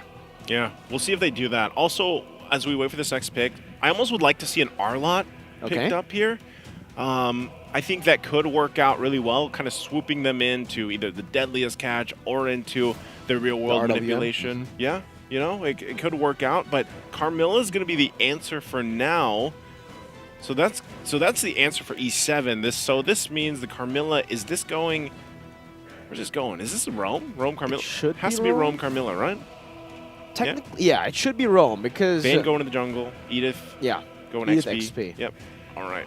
It is still very one-dimensional, though, Maisu, right? I mean, if we take a look at game number 1, the main reason, you know, E7 weren't really able to look for anything else except for team fights was this composition, and that's why homeboys were able to get an overwhelming lead at the start of the game. They utilized their pickoffs, they utilized their mobility, and now we get to see Nets on the carry, so it'll be confirmed the Roger will be going into the jungle. That's the higher win rate of the two jungle/goal lane Rogers that we've seen. And now the last pick for Zorn, or perhaps for Sipbot, it's going to be the Mathilda. So Mathilda for Zorn. Yeah, this is a great last pick here. And it's funny because Mathilda in a way is kind of slept on now, which, you know, she was in this kind of mode where she was banned out constantly previously in the year, but a lot of teams don't want to pick her up as much, but she still provides a lot of value. And this, really, the value that comes from Mathilda with this lineup from homeboys is the guiding win. Mostly, I'd say the guiding win, allowing the carry to maneuver around a little bit better, because there's a lot of lockdown that could happen from E7 in the form of that deadliest catch. You know, even the Curse of Blood will be able to set things up for Entity 7, despite what they have here for homeboys. I think you need that mobility because you already have it. Roger has enough mobility himself. You know, and you can play around that. Yeah. You have Eternal Guard to disengage for yourself, so this is really for that carry pick. And here's the Clint that comes through for E7. Interesting. This is, you just look at this lineup. Mobility versus stand your ground. Just stand your ground. Post up, fight it out, and hope, too, that, you know, you can make it through. Because I still would say, like, it's almost a similar facet here for E7. They want to get to the late game. Clint can do quite a bit of damage, but he needs time. You know, he's going to get time to get to that high noon status. He's not just firing off early on, you know, and Carry does too, but the whole point of this is, again, Roger is across from you. So, you know, we saw a glimpse of Bane's damage in the previous game. Hopefully they can have even a better time because he lost a lot of his purple buffs. If you guys lost if you didn't see the breakdown there of buffs, they need to lock that down for him. So, we got the lineups here locked in for both teams, Homeboys and E7. It's about same, but a little bit of diff. Let's head into this game number 2 and find out if Entity 7 can bring this series in the best of 5 to a 1-for-1 as both teams get closer to locking things in for the group stage. And also looking at this, there's a whole lot of quantum charge for Entity 7. Focusing mark, though, too, for Irwin. Look at this already, the pressure from Zorn. I don't think they're going to be able to catch him at all. Take a couple hits, going to be fine. All right, Warcry, by the way, for Chibi. But this matchup in the gold lane, it should favor Fury by quite a bit. Marquinhos already with the rotation very early on as well. That would explain why he went for the lane cut very, very early. Udil, though, still with this Vixana. Chibi getting brought back. Erwin is going to be taken out now under the turret like it pounds. And Chibi, he didn't even follow through under the turret. He gets out. Warcry. Warcry plus, obviously, man, the like and pounce interaction. Sometimes you follow. Yeah. Sometimes you just deal the damage. Sometimes you just, somehow you follow him and you're still in the jungle, you know? It works for them. It works right there, and this is exactly what we were talking about in the draft, guys. You know, when you get this Roger locked in and somehow, some way you're able to get the lead, which most teams play around this. If you are going to draft a Roger, you look for that play potential early on, and that's exactly what Homeboys did. Good response here from Hide on Bush. Whoa. Oh. An interesting dive into the deadly catch. He goes Zorn, though, provided the guiding witness. The turret fight connects onto the back line with the Curse Blast as well. Hide on Bush, unable to go for the kills. And Chibi, you can see him. He's smelling blood in the water. The Hide on Bush will be able to escape. Under the turret he goes. Sabat canceling the recall. Marquinhos with the onward. Now with the Earth Shatter, connecting as well for the turret fight. And the Curse Blast gets rid of him. Rivera, he can even go for the trade. Chibi gonna be locked down. Lycan pounce there together with Chan, picking up that damage and the kill. Now the turtle free for Hide on Bush. He doesn't have the retribution though, and Eternal Guard is already dealing damage. It's gonna be Chan who secures it as the real world revelation locks them down, and Chan secures the double kill. Zorn trying to run away, will be able to do so, as he also used the Purify in that skirmish. And that's what we're talking about from Chan. Locks in this Eve pick, first phase, and is going to be the Instant start impact. here. Yes, the huge impact, the difference of the impact here already in comparison to the Nana pick in game number 1. That's what Entity 7 needs. So now that he has these 2 kills, he's going to be locking in that first item a lot sooner, and which will, again, they play around the real-world manipulation. So able to punish Homeboys. You know, Homeboys going for that play, and they were off timing a little bit. They weren't able to get Chibi there when they tried to follow up through that setup. So it was unfortunate for them because then they just ended up overstaying on that side, taking a lot of damage. Entity 7 punishes them and makes a great play. So they'll be able to keep things together. A good item already picked up here for Fury. Gets that Blade of Hepsises locked in. So the Clint, I think one thing you really need to pay attention to is where is that power spike for this lineup from Entity 7. It's already showing that they have a lot of fighting potential early on. You know, and meanwhile, too, Hide on Bush with the deadliest catch, all he has is a Fury Hammer. And he actually does provide quite a bit of damage if they're able to catch them in that real-world manipulation. And now he does lock in the Hunter Strike. So this is already good for Entity 7, much better than the previous game. You know, gold-wise, it's pretty much the same. It's pretty much balanced between both teams. But Entity 7 is really able to keep these early skirmishes. Okay. Curse the blood a little fake out there. I feel like that was more of, could something happen here? If not, then they at least got the Curse of Blood out. They might still try to do the same thing on this side of the map. They're going to be slowed. Good deadly catch by Hide on Bush. They get 2 big resources. Like you said, man, I think Entity 7 might have to give away this turtle. Yeah, they might have to just go ahead and get that orange buff, but it looks like Homeboy's not going to actually fully start it up because they still need Chibi to get his purple. Eternal Guard will be dropped down, but they're just going to kind of deal with this zoning potential right now. Erwin doesn't have the Curse of Blood yet, neither does Hide on Bush have that deadliest catch. So they'll try to play around these timings, waiting for those cooldowns to come up. Oh, Marquinhos with the Earth Shatter and the Flicker combo, connecting on the Chibi with Onward, not connecting, but the Primal Rat doesn't have damage with that. The catch as well. Chibi's like pounce now caught in the real world manipulation as Hide on Bush gets rid of them. The Curse of Blood on the 2 right into the combo of Hide on Bush. Earth Shatter knocking Udil up, doing some damage. Chan with the Flicker forward, but Udil will respond to that with his own Flicker. Both teams now for Chibi, he was not able to get anything. It's going to be E7. Straight into the tier 1 in the mid lane, taking it away. And this is a good lead for E7. This is a great lead. I mean, they're up now 2,000 gold against Homeboys, really showing that they control this phase of the game. And meanwhile, this whole time, Fury, the gold lane experience, just chilling in that gold lane, farming up, getting everything that he needs. Does get that turret down now, tier 1 down in the bottom side. So he's going to go ahead and get to rotate and continue to farm up here because so far he doesn't need to be in these fights, man. Like he's doing his thing, his own time, And Entity 7 is able to just again post up and fight it out. Look at the XP difference this time around, and this answers the question on why the Bane again in the first phase with that Edith.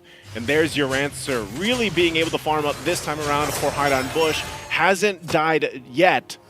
And really when you look at it, one of the answers to deal with Roger here might be real-world manipulation. You trap him in. You lock him down.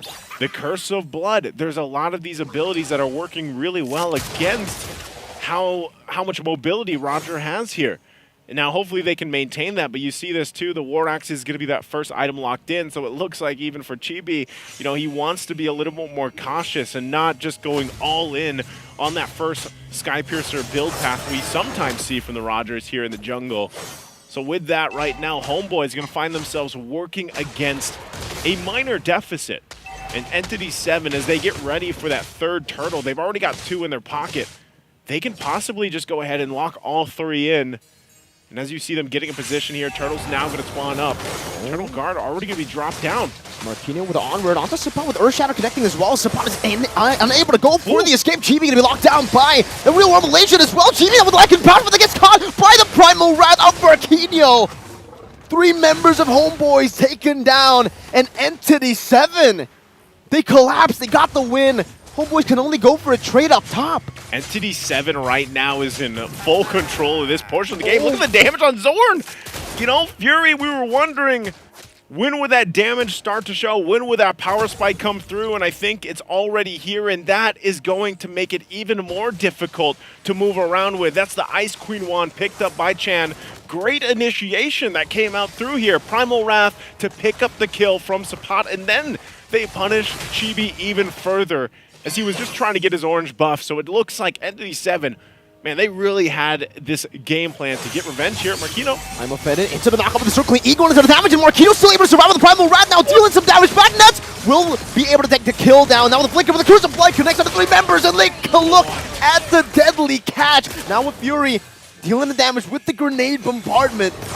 Entity 7, they respond to that play, and they capitalize on it. It's only the XP traded in for 2 big members, but it's out of Homeboys. Chibi walking up again, Hide on Bush. Oh, the bounce of the crab cannon. Did you see those HP? Those crabs hurt, man.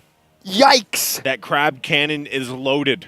And like you just saw, the combination that we were talking about even in the draft, real world manipulation with the deadliest catch is able to just do so much damage. They even get the Sea Halberd to kind of work. Oh, the stun down into the grenade bombardment. He can only go for Lycan Pounce, but then Chan and Fury continue the damage output to take him down under the turret. Zorn's looking for a trade with a circling Eagle. Marquinhos pops into Primal Wrath just in time, and he soaks in all that damage. No problem. Now the Sharks running them down. The Crab Cannon nets. Oh, the bounce as Fury takes a turret for free up top, buys the Skypiercer as well. 9 minutes in, and this is an even bigger goal lead that Homeboys had in Game 1. Yeah, this is Entity 7 from what we saw through their groups, going the distance, 3-0 in all their games, sweeping their group, going against the same for Homeboys as they swept their group. But man, it looks like just Entity 7 very strong in this game number 2. Look at the damage. Look at the amount of damage that this pick, this Bane is doing in the hands of Hide on Bush. Dude. Yeah. It's this is big damn, man. Like, and he's not even fully locked in right now in terms of the items, and so it's really you're wondering, you know, what can Homeboys now do? They're finding themselves on the opposite end of things. That's already going to be the Lord Security here for Entity 7. And Homeboys, they're gonna have to get prepped up and ready. For Nets does pick up the DHS, an endless battle for Chibi now as well. Wow, some of those items still paying, I mean, you could say they could pay value to this lineup for Homeboys, but right now, as you look at the disparity in terms of items, they're having a difficult time fighting. You almost have to rely on them to get the ultimates out from Entity 7, especially the real-world manipulation, but it looks like they might just find themselves on this defense. The Lord making its way up top. Chan now also picks up the glowing wand, so that even helps further dealing with some of the possible shielding and sustainability from Homeboys. as that Sea Halbert is already locked in too. There, they go in. They're in the flank. Meanwhile, Lycan bounce to the backline. Chan's gonna be shut down. GB in the midst of it all, going for the team fight now with another Lycan bounce. The Earth Shadow will connect. The Primal Rat will lock them down to get munched on by the Sharks of the deadly catch. Hide on Bush. Only now does he buy the Sky Piercer. I thought he already had it with how much damage he was doing. Now in the mid lane, base turret.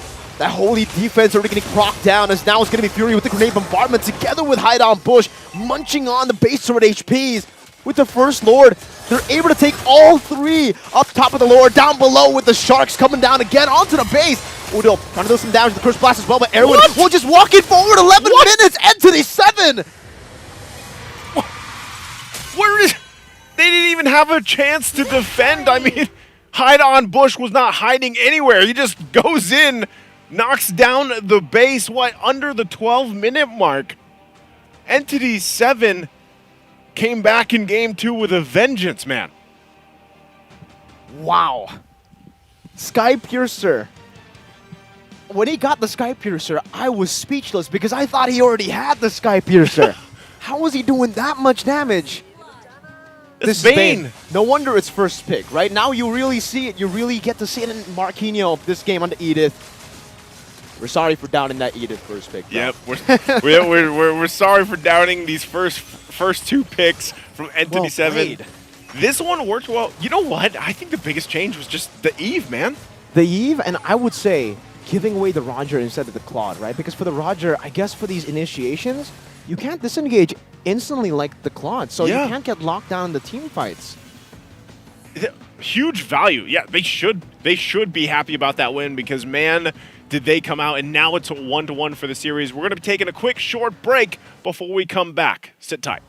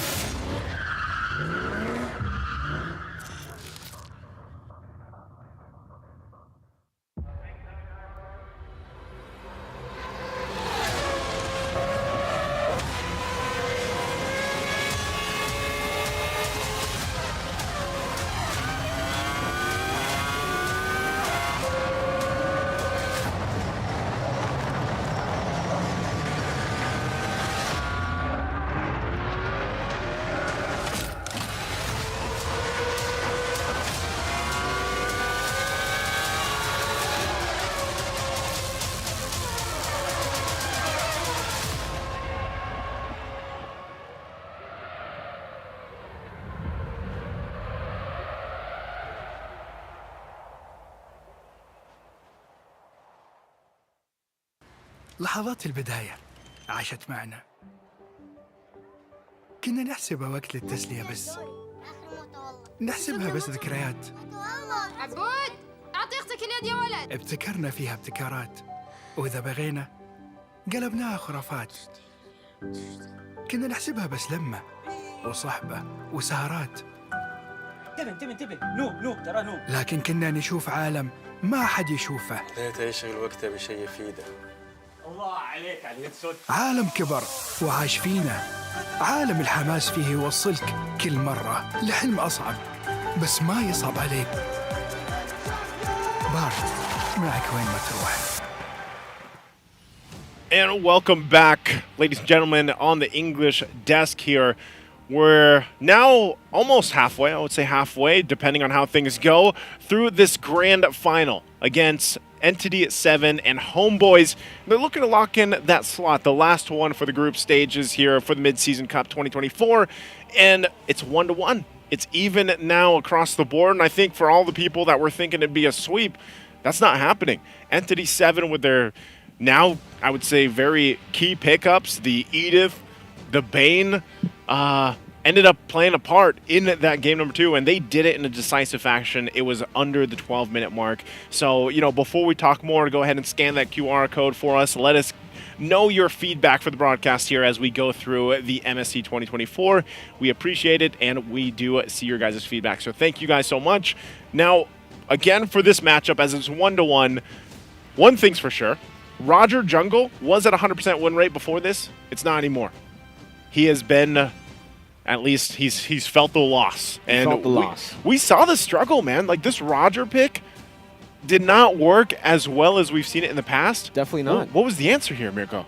I think the answer was just that for E7, they had a way to actually lock him down right as he goes for the Lycan pounce, right? Because he goes in, once you go in on the Roger, it's really hard to disengage, especially, I mean, technically not even that, right? Because in that game, they had ways to disengage. They had a Mathilda to bring him out constantly, but the fact that they had so much CC, Curse of Blood, the Primal Wrath also to lock you down, but before that, the Earth Shatter. Yeah.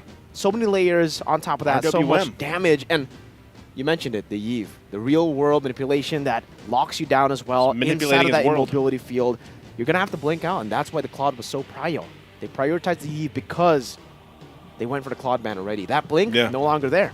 I think it was very clutch here to pick up the Eve, and that's kind of what we were looking for. You know, Nana didn't work in game 1, bring out the Eve. Hide on Bush here on this Bane pick, now back-to-back.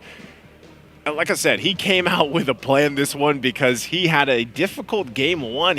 We actually had good damage in game 1, but he didn't get any time to really even have the purple buffs. He wasn't able to rotate the way that they wanted to because they got so far behind in terms of even that jungle. But this time, you know, Hide on Bush was a huge component to this lineup working. And even if you look at the items, you know, he picked up, like Mirko mentioned, that Sky Piercer was later. By the time the game was nearly done, he locked it in.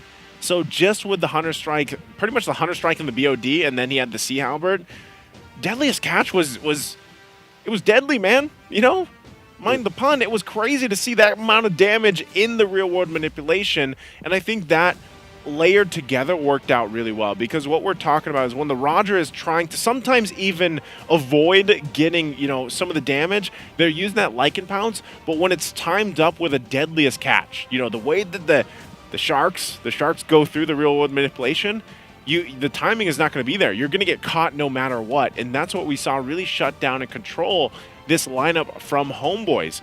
And yeah, interestingly enough too, I feel like with that Matilda pick, Zorn wasn't able to play his game.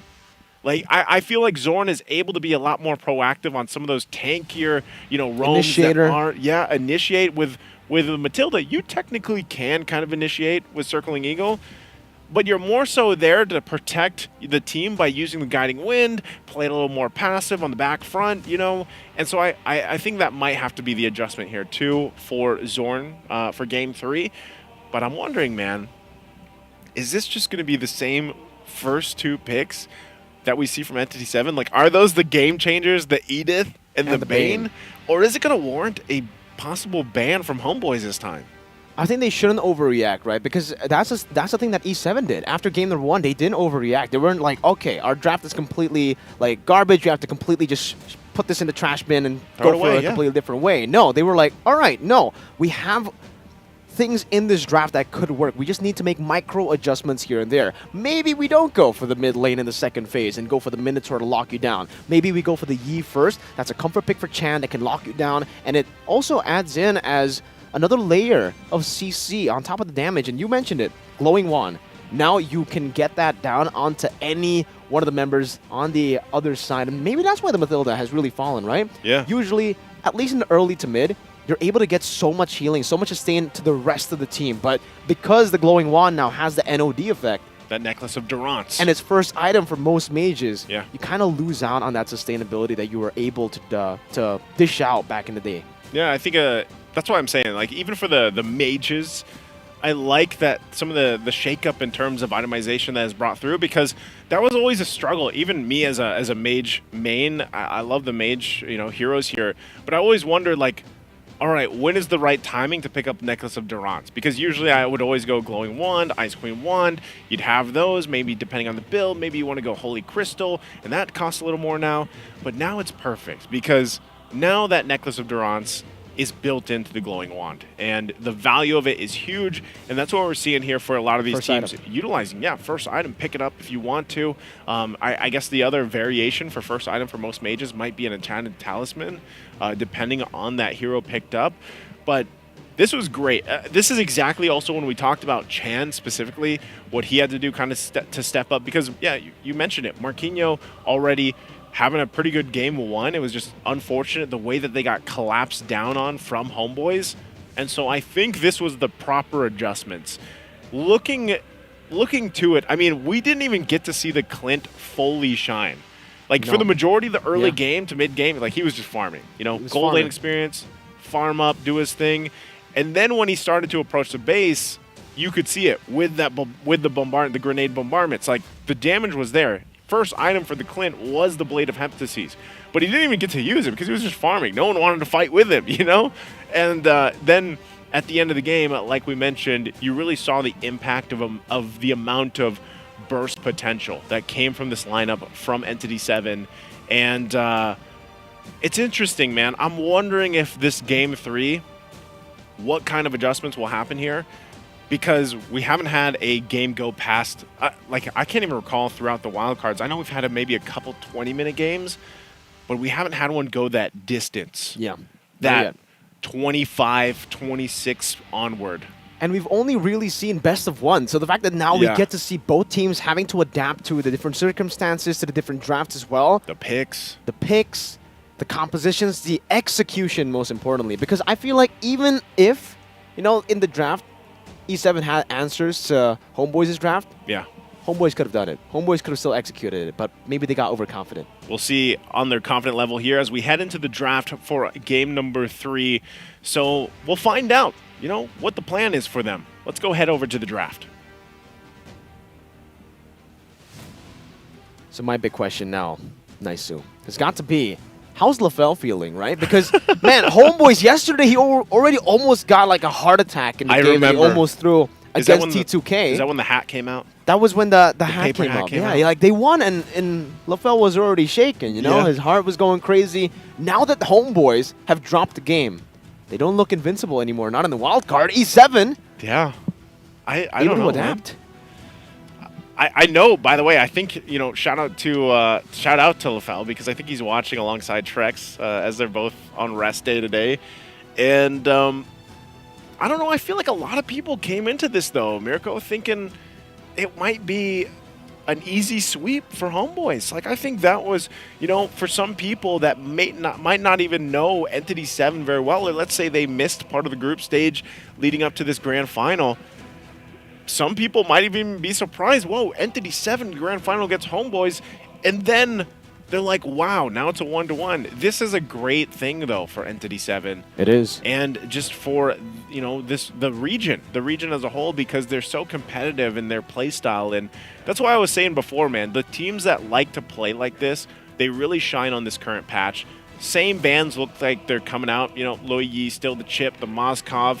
I think E7 might even still decide to ban out the Claude as their last ban for the first phase. They could still go that route. But so far, I think it's interesting because it's still the same sides, too. Homeboys is going to be on that blue. 3 games. 3 games. And it's the same exact side, same exact bans for Homeboys. Maybe, again, though, it's just the execution that needs to be changed a bit. And also, maybe the draft order. That's going to be the Claude earlier this time. Not going to go for the Harith ban just yet. They'll probably go for the Harith ban as the last ban because Nets, he is really, really good on the Harith as well. Now it's going to be the Bane ban. Also, the adjustment instantly by Homeboys, but they will have to leave open the Valentina. And I think that's a great option to go for, the Bane ban, because for the Valentina being left open, you can also pick it up for yourself. Yeah. Udil is an amazing player on the Valentina. You could definitely utilize that in the draft for Homeboys and in the game. That versatility that it adds towards Homeboys, if Udil does get his hands on it, would be really, really great. But I think for the Roger, you don't really want to change that much. It's still a great first pick. Because, yes, so you did still lose. see them pick it up. Yeah. If it's open. There's no way they leave it open, right? E7 will be very happy to go for it as well. Yeah. It's an amazing first pick.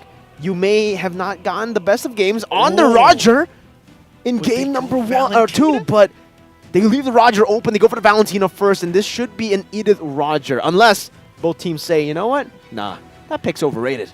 Nah. I'd Oh, win there again. it is. They're Okay. like, yeah. We would, yeah. Throwing me back to nah, I'd win, right? That was Roger for a little bit before he lost in the jungle. So, gets his first loss in the jungle. Still, the percentage there that you guys see, of course, it's because he's flexed. And even with this, we don't want to say 100% just yet that he is going to be put in the jungle. Yep. Could possibly go in the hands of Fury here to go in the gold lane. But I think Homeboy is wanting to change things up a little bit, locking in that Valentina, who has been banned for the most part, actually quite a bit throughout the entire wildcard stages, because Valentina is just that hero that provides a lot of uniqueness to a lineup, and then it also forces the enemy team to draft possibly in a different way, because you really have to consider what ultimates you might be giving up to that Valentina. So as we wait for this next 2 pick, wow, there it is. The Ling is finally going to come to play. So Ling is locked in. Ruby is there. Funny, too, that, the game plan was the Ling. And so I think this also forced an Angela ban coming out from Entity 7 if they want to, right? Because technically you could still put that Angela in the mid lane, let the Ruby go roam. Or, no, sorry, the Valentina is there. So you could actually put Ruby. We've seen, okay, I'm not going to say this is crazy, but we could see Ruby in the gold, could see her in the XP. Definitely. And then Angela could still be picked up for that lane. Yeah, we've been seeing that a whole lot, the Ruby going to the gold lane. That would be really cool as well to see, but for E7, now what is it going to be? Because the Yve was picked up earlier, but right as they pick up the Yve, they ban out the Ling. You don't really want to be on that stationary target when you're up against the Ling, and that's why they go for the Kufra first here. The Kufra, obviously, with the bouncing ball, able to stop some of these dashes, and this is extra value. This is value. Why is it 3 times? Because that's a Valentina, a Ruby, and a Ling. That's great value. That's great value. That's amazing value. 3 of the picks that Homeboys have gone for can all be countered by the bouncing ball, and for E7, if they are able to use the bouncing ball properly, then everybody will be locked down in the place for the Roger, for the Edith to deal enough damage, and that's going to be the Minotaur ban as well. Great adjustment as they pick up the Kufra. Yeah, great pickup there. We see here, too, Chan is at 72,911 average damage. He's the highest of all the players for the wild card teams here, and which makes me think what mid lane pick he's going to go ahead and pick up to deal with this Valentina. Good read here, too. The Lonox is going to be banned. That is actually one of Chan's signature picks that does come through. But right now, still deciding on what they want to ban out. They did take out the Minotaur. Good choice to deal with some of the crowd control. And I wouldn't be surprised, like I said, if this is the case where you do possibly see Homeboys fit in Angela in this lineup, despite how things are falling into place. It could be what they need to deal with the setup potential from E7. The Kufra there alone is enough to be a threat. Like we said, it's value upon value to deal already with this lineup. Then you have an Edith. So the last ban is actually going to be an Akai. Interesting ban that they go that they ban out the Akai when what were they thinking? Akai going roam? Yeah, I mean, game number 1, Zorn was able to utilize the Akai as a roamer. So technically, you definitely see what they're going for here. You definitely see the respect given over by E7 to Homeboys. But now, with the Lunox ban, we have seen this before. Same thing in game number 1. Homeboys started to nail down these mid laners. And in game number 1, after the Lunox, it was the Lilia ban. I think they should be okay up against the Eve now with this kind of composition, and they should actually find a lot of value to go up against the Eve with the Valentina stealing away the real-world manipulation too. So Lilia should still be the ban for me particularly. No, they're going to go for the Vexana. Adds a lot of sustain, adds a lot of peel and cover, CC for your team with that Eternal Guard and a good Terrify instant almost, and Vexana. What do you think of that? Do you think it's a good ban? Because we haven't seen Chan on it much. Yeah, we haven't seen Chan on it much. I think It's more so just dealing with the fact that they already have a ton of like knockups with a Kufra alone, so you don't want to deal with an Eternal Guard being dropped on your head. Yeah, it's a little too much, that Wombo combo to deal with. They might be looking to force E7 to even pick up, like you said, the Lilia. Novaria is still available. You could go Farsa if you really wanted to. You should be okay even on the Farsa, dealing with the mobility from this Ling pick here. There's a lot left in the mid lane. What? That is That was neither a of what I'm synchronized thinking. what, bro? Yeah. Right as the Eudora gets picked up, E7. That's instant CC, instant burst. I get it, up against the Ling. But also, well, I mean, technically, if you think about it, right? They already have DPS from the Edith. They already have lockdown. So you just need instant burst now. So who's instant burst? One of the OG heroes. Oh, man. When was the last time we saw Eudora? Well, Mincetar picked up as well, so it's going to be the Mincetar Gold I'm feeling for homeboys here. No Minotaur to combo it together, but they do have an I'm Offended. So, what, the King's Offended? The King's Offended. Because yesterday LaFell said King's Fury. Now Because it's of the King's Minion's Offended. Fury. And the Grok. King's Offended charge? King's Offended charge. So wait, okay. Is this Mincetar, you think, Mincetar Gold or XP?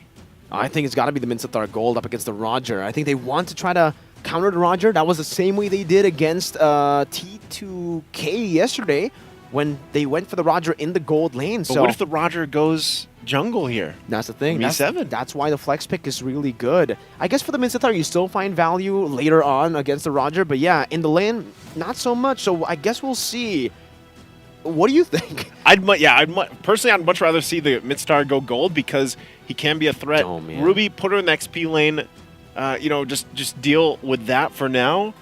But okay, Dairoth. Lord. So this is going to be a Dairoth jungle, right? This is going to be a Dairoth jungle. jungle. Locked in. Very interesting draft I for love game it. number 3. I am rejoicing because as we sit here and we might react like this is great to see because this opens up so many doors and avenues for teams to kind of test with. It makes me really think about what we could possibly see in the group stage as well. You know, and this is also the beauty of now being on the best of 5. Like we mentioned, we went through a whole bunch of best of 1s, and something like this, these type of adjustments for these lineups are great to see, and we'll have to see. I'm actually really curious about how the Eudora is going to work into this composition. Like you said, obviously right away you're like burst damage is what you're going for here, but once you use everything, like it's kind of done. Well, I mean, what else can you do? There is an on-demand stun that you might be able to play around with. But let's see how both teams deal with the lineups they've brought to game number 3. Homeboys and Entity 7, a 1-to-1 for now in this best of 5. Looking to cap out game 3 to get to the match point. And we'll see as they get us situated here. Yes, Chan on the Eudora pick. Still running the Lethal Ignition actually as well. Look how aggressive. Actually, they're going to go here. Erwin doing a job. I think he's that's quite a bit of damage. Dealing a bit of damage onto Erwin. Still has the flicker too, and he gets the dash, but Udo follows through as well as Chan. Tries to go for that cheeky little stun, and that's what you expect from the Eudora.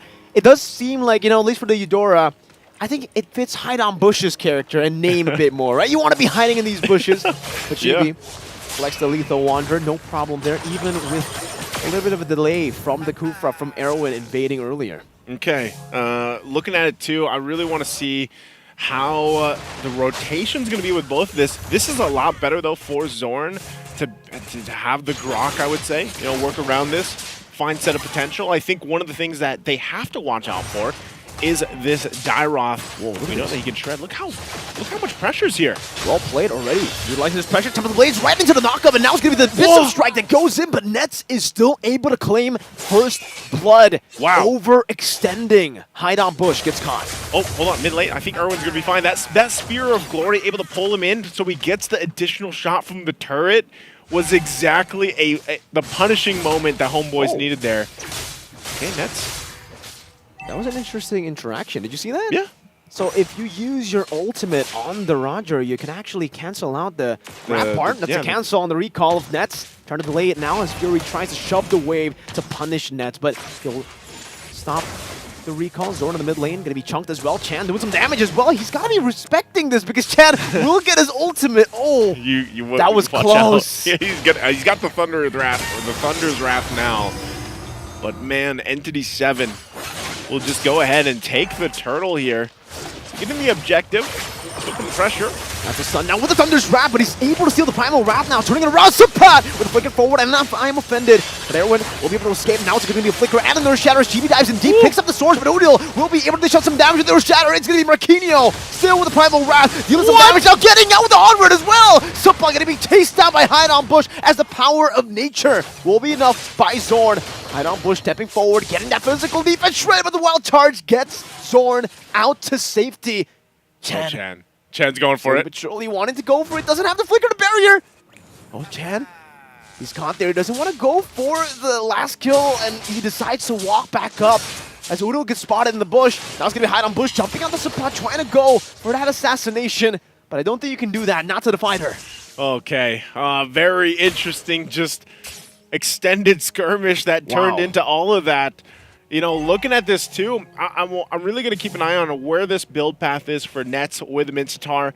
There can be some changes here that we see, of course, build path-wise, but not going to be a threat too early on just now. A lot of it's going to be utilizing that the ultimate, the King's Calling, to help with some of this fight, and maybe even the Spear of Glory if he can grab the right target here. If it happens to be Chan, Chan doesn't have his flicker available just for now. Oh, deal. Iris Rage into the Abyssum Strike. Hide on Bush. Not hiding at all in this game. Hide on Bush is just, when he gets this Dyroth, like he knows the timings and the positioning so well.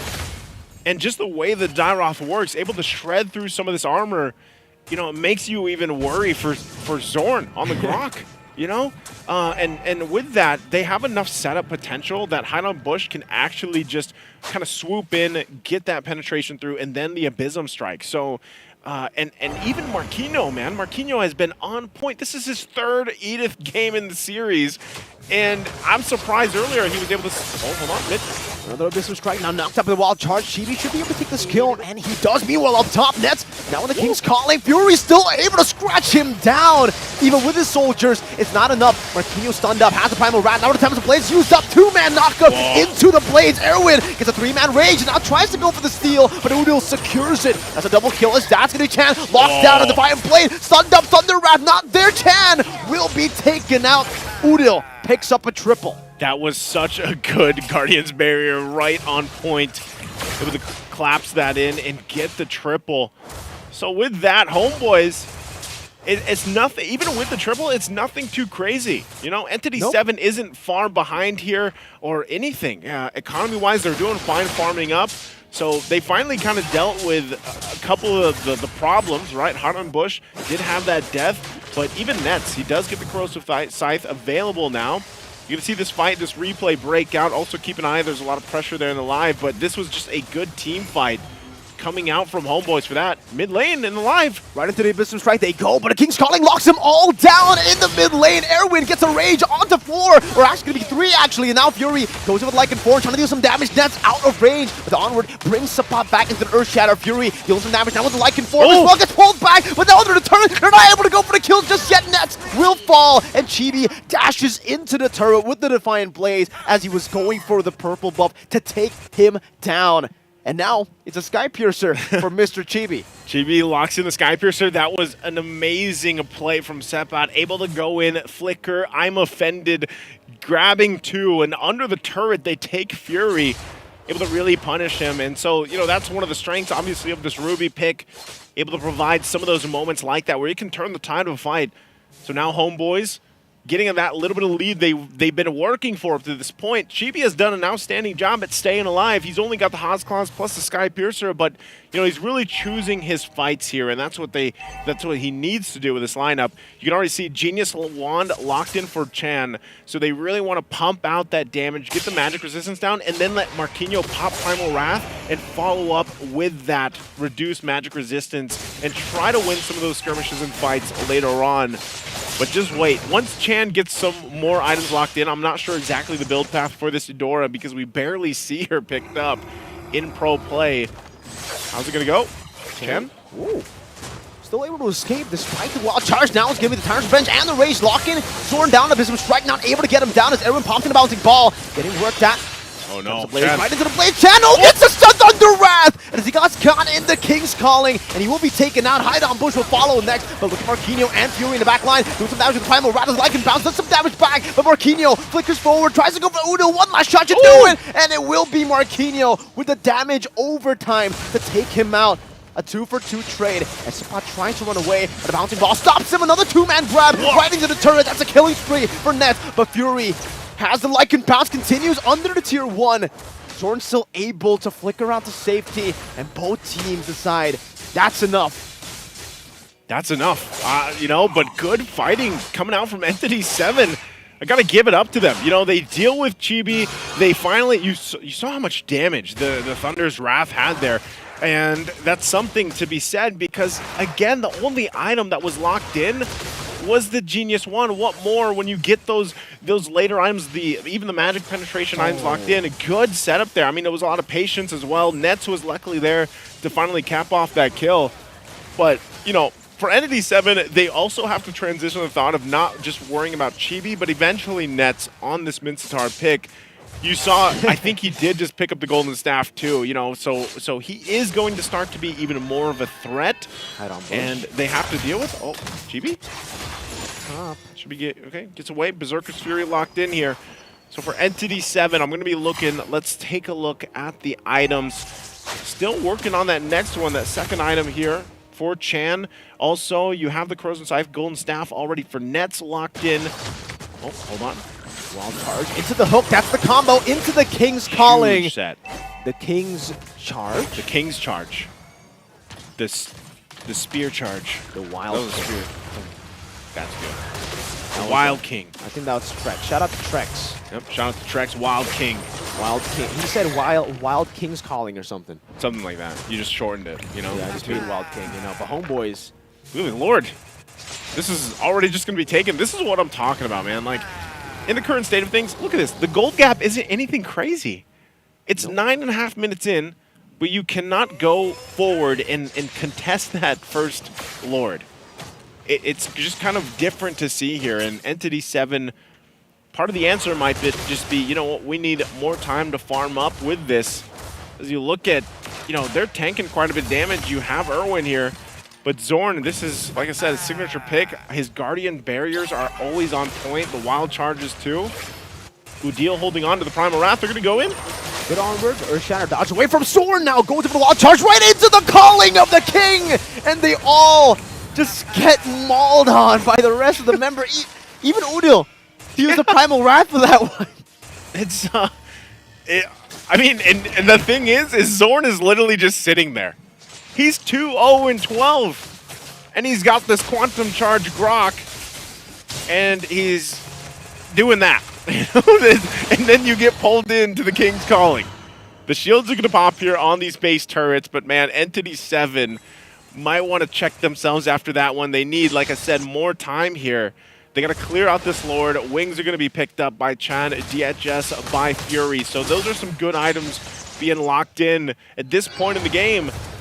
But as all these shields pop on the base, they're going to have to clear things down. And I think for Entity 7, it's really up to the point of they need to utilize the Kufra pick, man. And part of that is just maybe an amazing set that we've seen time and time again when Kufras are locked in. This could be it. Revenge and the Rage straight into the Abyssal Strike as well. Sabani able to flicker around the safety though, and now the turnaround. Sabani going to be taken down as the King's Calling locks them down. Now another hook into Erwin to bring him into the King's Calling as Chibi goes for the kill. That's a double kill. Chibi still going for more. Time the Blaze, knocking Marquinhos up. Now with a few more blades, he should be able to pick up a triple kill. And he does. That's, ooh, barely getting Chan there.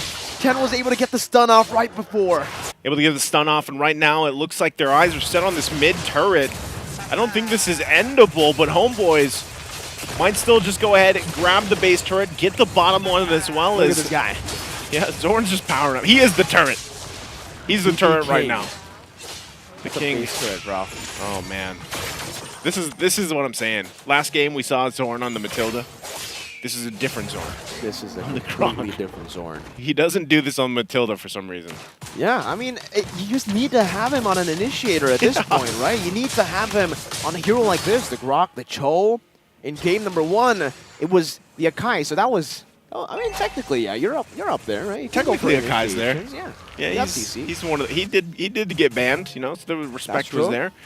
Entity 7, and like I said, Irwin's kind of got to do that. Like, this is up to Irwin, and it might even come down to just being able to get a setup in the base on the defense, because as this Lord comes up, I think it's still going to be taken out quite quickly, as you see happening here.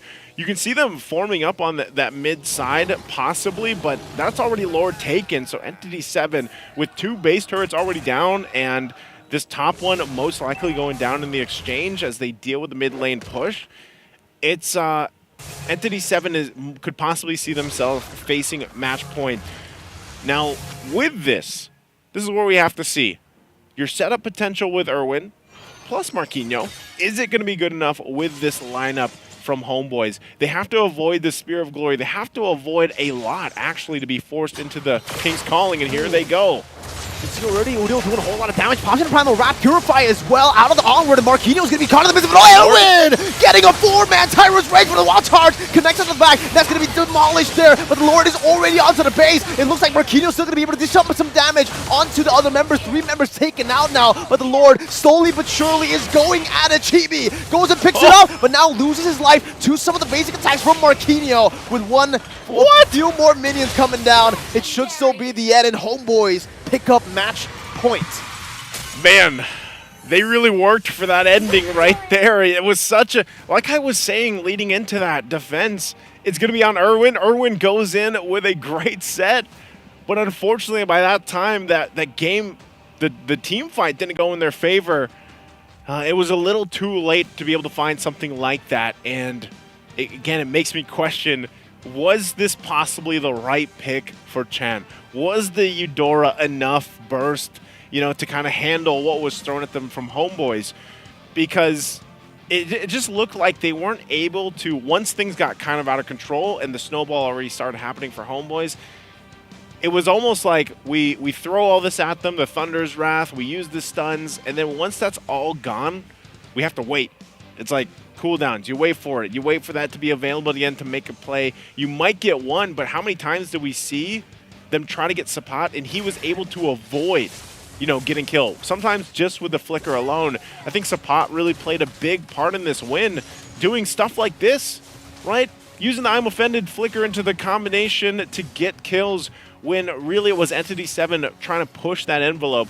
You know, right here, it's great. Chan is able to go ahead, use that Eudora, gets a couple kills, gets some burst damage down, but once some of those defensive items were locked in, it wasn't enough. And like I said, great setup there from Irwin, but look at this. God. Look at that team fight. You know, it happens sometimes. What I'm noticing is how fast some of these fights end and how quick people go down. But let's take a quick break before we head on to the next match.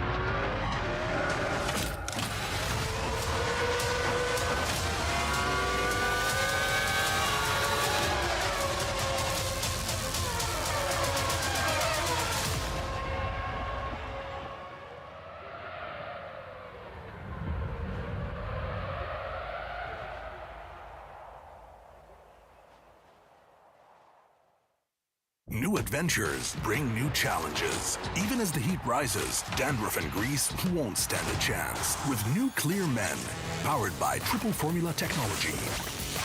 To eliminate dandruff, itch, and grease, gives you 8 hours of freshness and 100% dandruff-free hair.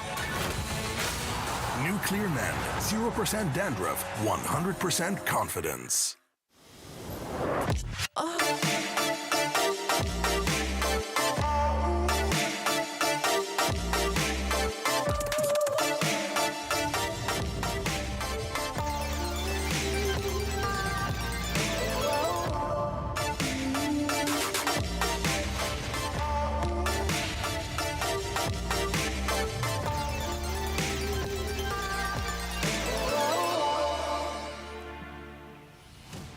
And welcome back once again here on the English desk. It's Mirko, it's Naisu, and we are facing a match point for Homeboys right now as it is 2-1 in the grand final here for the wildcard stage.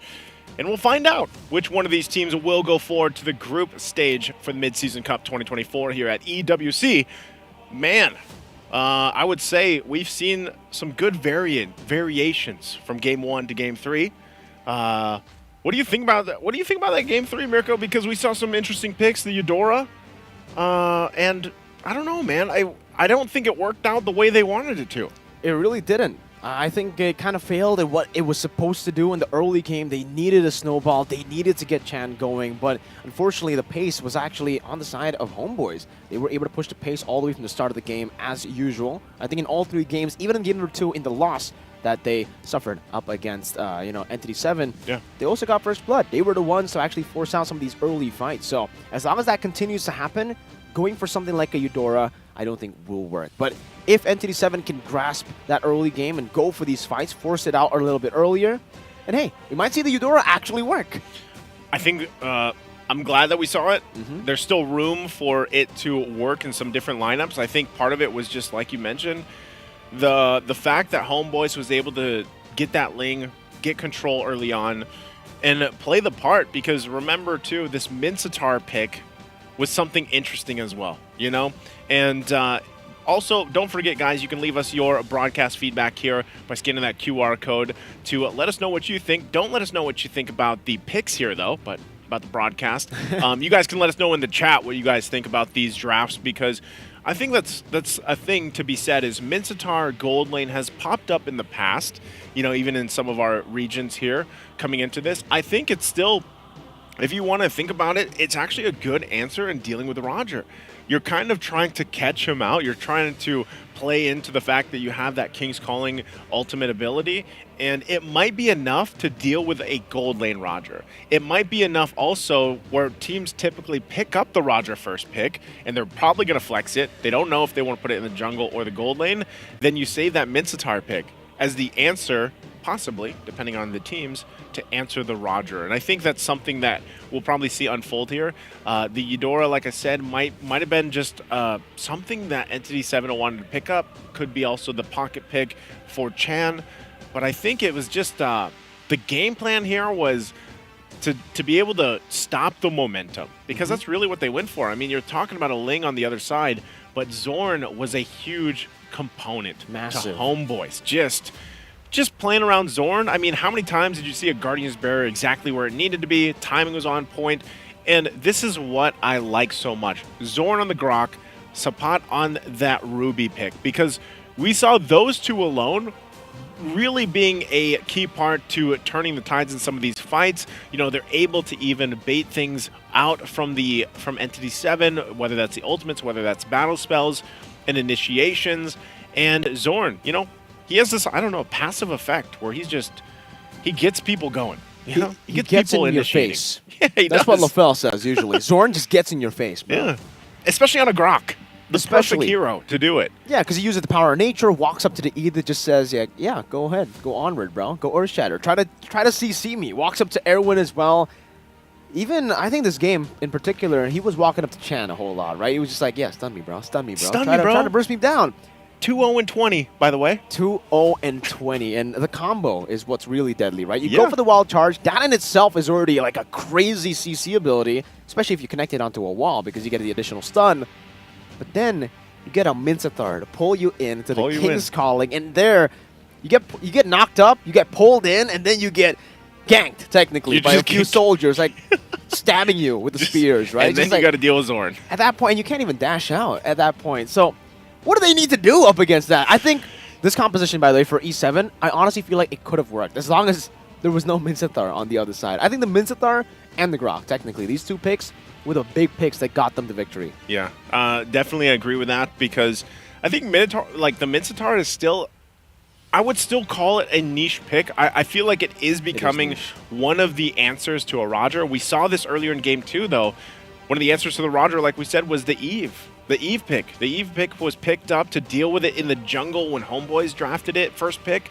So now we're seeing things fall into place to deal with the Roger, I would say, at least, because so far that's kind of where this meta is going, where Roger and Ling are usually the priorities, I would say. We've seen Valentina maybe picked up a first pick a couple times here, but overall, it's really kind of dealing with momentum, guys. We haven't seen a game go super long yet. And I'm not sure until when we see that, because even when it comes to these Lord fights, you're not an LD anymore. You're not Lord Dance Enjoyers anymore, because You're so an LDH. far You're a Lord Dance hater. I don't know about hater, man, but you're LDW. LDW. What is Lord that? Dance Watcher. Lord because Dance Watcher. like half the teams, man, because They of the just let it snowball go. stuff, Yeah. they're just letting it go. They're That's just true. watching it, you know?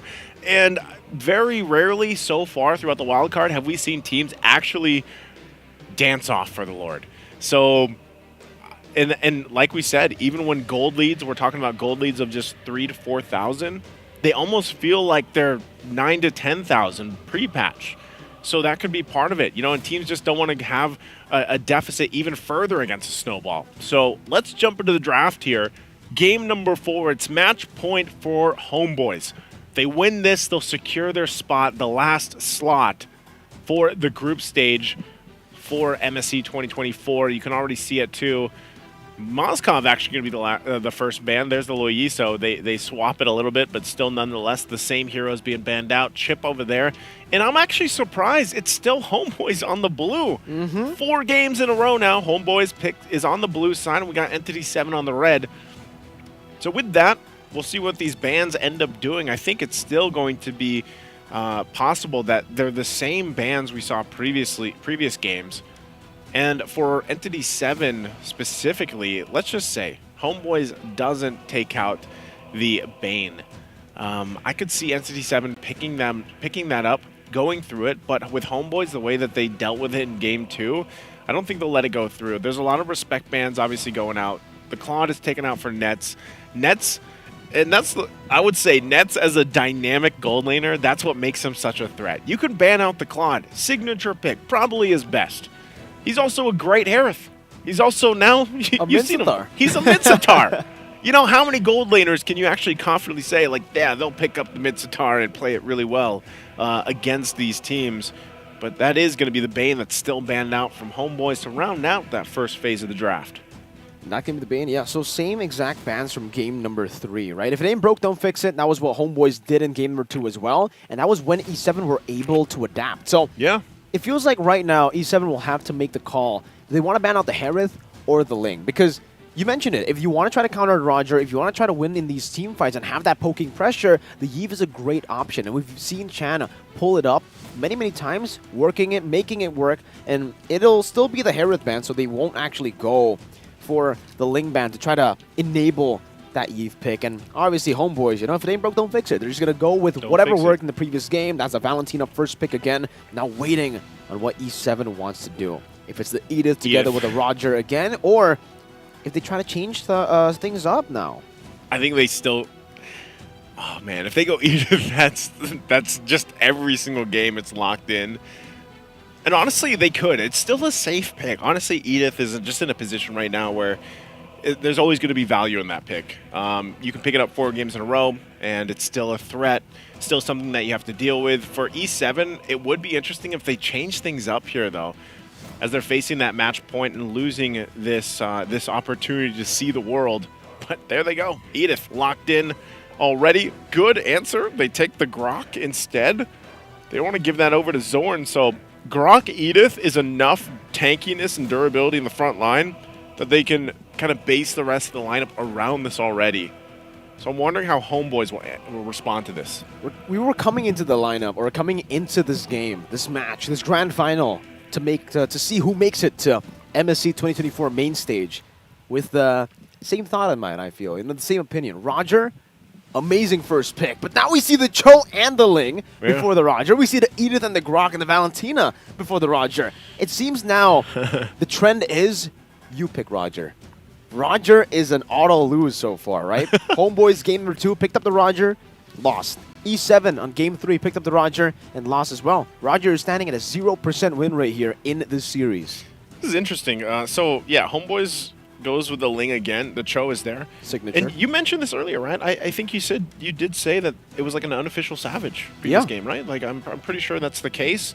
We'll have to. Technically, it was official because the card still went through, but the game ended before it went through. So official. So it's an official Savage. Shout out to Chibi, by the way, for getting an official Savage. I thought at that point, like, Savage, no Savage, Yeah. the game ends. But the game ended, I don't know, man. They might have to bust up some of these healths on the base, I think, at some point, because it goes down so fast right now with the course of things. But there's the Lunox pick. There you go. Lunox pick is going to come through, and we know that this was banned out previously. This is also a great pick for Chan. Loves this hero. This might be exactly what they need to hopefully extend to a Game 5 ahead of them for Entity 7. Now that we get through the second phase of the bans, we're going to have to see what Entity 7 wants to take out. Again, gold lane option is not picked up just yet for homeboys. And I'm not sure if they'll actually ban out a Mincetar, if that's something they're going to go for. But interestingly enough, they're going to take out the Lapu Lapu instead. A hero that even now I would say is niche to certain teams. Some teams don't pick up the Lapu Lapu at all, and some teams love it. Right? But Julian is going to be the answer. Oh, there we go. Chibi. He officially got the Savage in the last game of the series. This marks the first Savage of the Mid-Season Cup 2024. So, man, wild cards, we've been seeing the Maniacs multiple.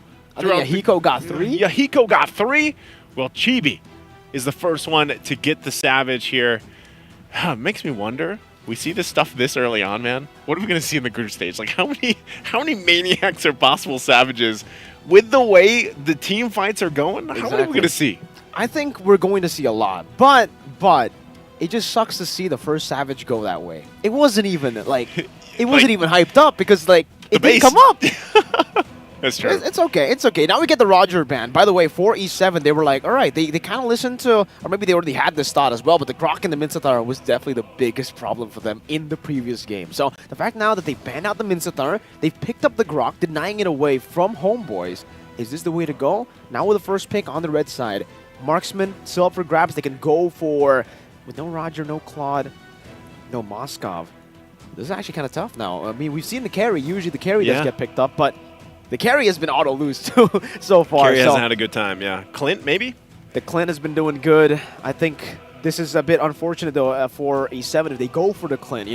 Both the Ling and the Cho. Yeah. Be very happy to go up against that hero that can usually always just go for the Flicker. No other battle spell. It is still going to be the Clint, so still relying on the Edith and the Grok to disengage for Hey, man. cover. He's got a 100% win rate, One-time pick? Was that one time? One-time pick. Yeah, Taking man. the high noon, baby. I mean, for Chan, too, 2 times picked up the Lunox, and it's an 100% win rate. So this is like, in a way for Entity 7, I feel like also just comfort in a way for the hero picks so far. And actually, just with this, they're locked in terms of damage profile. Got good physical. I think people sleep on the fact that how much damage Clint can actually do.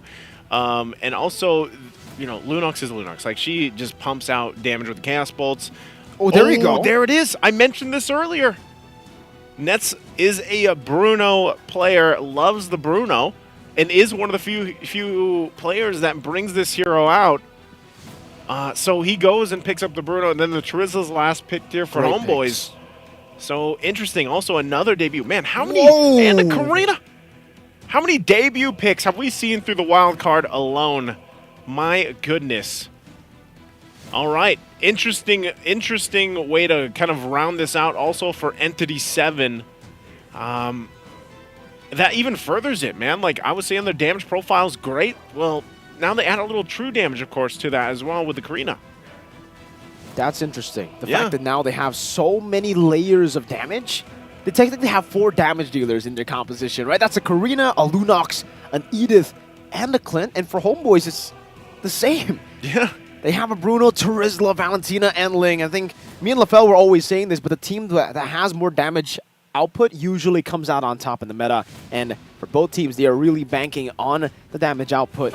And without further ado, nice to take us to game number 4. Well, we're going to jump into the land of Dawn, possibly for the last time, unless Entity 7 can extend the series to game number 5. Homeboys are looking to lock in that slot to MSC at 2024 group stage. Can they do it with this lineup? Signature picks all around. Entity 7 will have to do something great here to take it further. Already mid lane though. Zorn should be fine. This is one of the interesting things with the Cho currently too. Gets a little bit of extra damage on those basic attacks. 180% rather. Look at him just battling out with Erwin. The passive just constantly being up. Now Erwin might be forced to flicker, and he does. Udil walks up or dashes up, deal that damage to force the flicker out, and Marquinhos even is taking a bit of punishment. Now Supat, 3 swings of that hammer. In the mid lane, Chan forced the flicker too. They're burning flickers very early on. 2 flickers down already for Entity 7, and this is what I was saying with the Cho pick, man. Concussive Blast with that new passive there from Cho, actually pumping out 180% plus damage on that basic attack, man. It's surprising how much damage he can actually do, and that's what they're feeling right now. Already Chibi level 4. He's going to be kind of pushed out of the jungle here, but he wants that. Goes and pops the Tempest of Blades. Goes in for the Defiant Blades as well. Just needs one more and goes out with a Finch Poise. Chibi claims another first blood. How many first bloods has he taken now? That's just crazy, man. I mean, the fact that he was 1v2, wanted to get that little XP camp, gets it, and then gets a kill under the tier 2 tower versus 2 members. That is the power right now of Ling, and I'm sure, like I said, a lot of people out there for the Assassins are rejoicing. Chan doesn't have the flicker here, so gonna have to be a little bit careful. We'll heal back up, and now with this turtle now spawning, and a little lead for Homeboys to work around with. Zorn, go ahead and do what Zorn does best. Taking the attention here of Entity 7 and just showing face, but it looks like everybody rotating except for the gold laners for this turtle. Udil holding on to that Primal Wrath himself. And Entity 7 still waiting, on this level 4 for Erwin. Doesn't have the wild charge available. They might just call this one off. It does seem like they have no ways to actually enter around the turtle, and Chibi will be able to pick this up for free. Does use the Retribution still up top, by the way. In this lane, it's Nets who's actually winning it out in the trades. Yep. It's Bruno's just that pick. I mean, Bruno is still a good quality pick in the sense that he also just destroys turrets pretty quickly. And, his ultimate isn't amazing or anything, but the amount of just damage that he has. Let's take a look at the. We need a Zorn cam or a Zorn We need a TP counter, bro. Yeah, we need a counter here. But going back to it, Bruno, great solid pick, especially once you get a couple items locked in. Once again, go ahead and grab the MSC pass for you guys here in game. Oh, that's a flicker into the way of the dragon, right into the Defiant Blades, and the Tempest of Blades is used up, but it's still going to be the brilliance from Chan as Chibi picks up some of the blades on the floor, gets out with the Finch Poise. And it doesn't seem like anyone's going to be dying there in that skirmish. Both teams disengaging, resetting again. Okay, let's take a look at the items. You can already see the Blade of Hephaestus locked in once again for Fury. Saw him do this earlier. The damage will come online already. Look at him going 1v1 with Nets, but look at already up top. I'm not sure if they're going to commit on this. But one thing, too, for Hide on Bush, I'm looking to see when he's able to actually pump out and get the damage out on some of these targets. Again, the Karina is not a pick you see often right now in competitive play. They could make it work. They just, I think they just really want to farm up as much as possible. Cause there for Nets now too to deal with that bombardment range advantage that the Clint will have, so he can heal back up. But still, top side.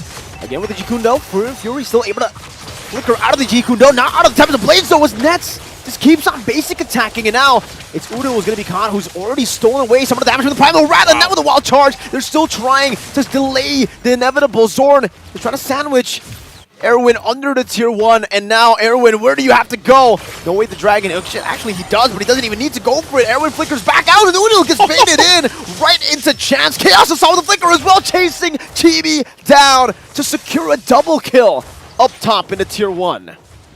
Great play, great response. Chan as well. This is what happened to them in the previous game when he was on the Eve, right?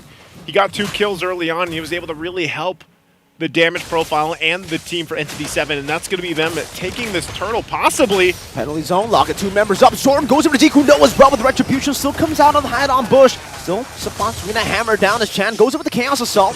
As now Chibi goes over re-engage, gets knocked up 2 times by the Wild Charge, and the Earth Shatter still follows through. It is going to be Marquinhos that gets picked off by Sapat. Zorn again forced to flicker out with the Shadow Assault, not connecting. Good way of the Dragon to disengage, but Udil was still all alone, isolated from the team and taken down. So that was a good trade for Entity 7 actually, as Nets is pushing some damage down with the Worldy 2. The bounce, last one doesn't hit onto Chan, and he'll be able to escape. Like, do you feel like Worldy's a good ultimate? Like, do you feel like it's actually impactful? You know, I mean, as a gold laner, as a Bruno player, it's there. It's there? an ult. It's one of the ults of all time. Okay. All right. Well, you know what? We'll see if the impact is going to be there. Claus, like I said, is already locked in, working on the next item. Sometimes we might even see him. I'm not sure if he's going to rush the next item of Malefic Roar or what the build path is going to be here. But also, Glowing One was picked up.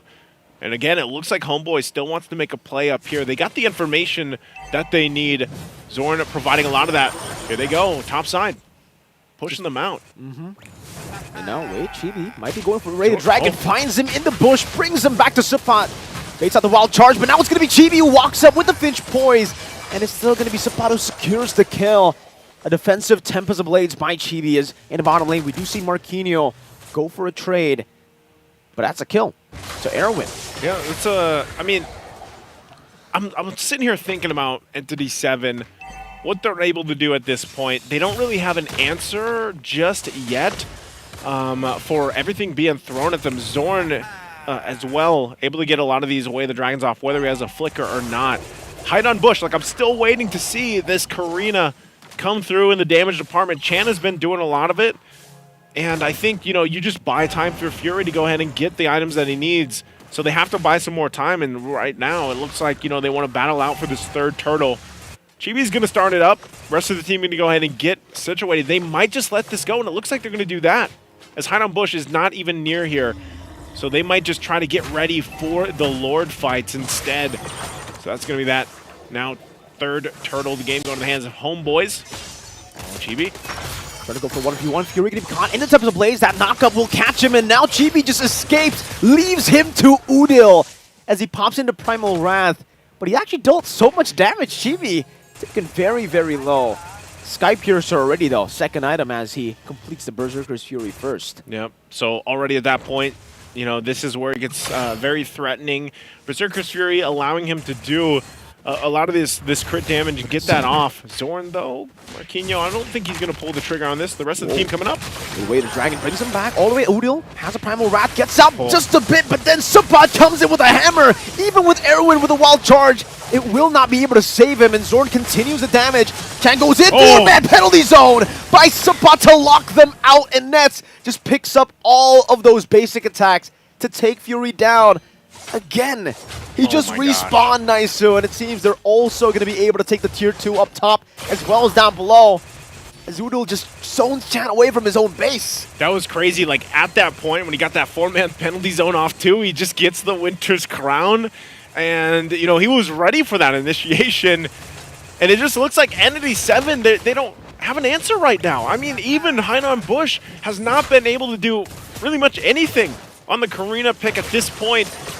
And it looks like they're just going to go ahead and have to turtle up in their base on the defensive and hope that there's enough time to build up here. Because even if they get some type of set, who are they going to set up? Looking at the replay here again, you're going to see it.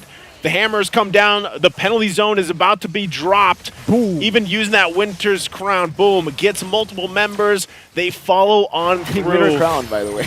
Yeah, that's what I was mentioning. He got the Winter's Crown just to pop the freeze, you know? Was that more just like freestyle? It didn't look like he needed it. It did. I feel like he didn't need it, but he was prepped and he readied it, right?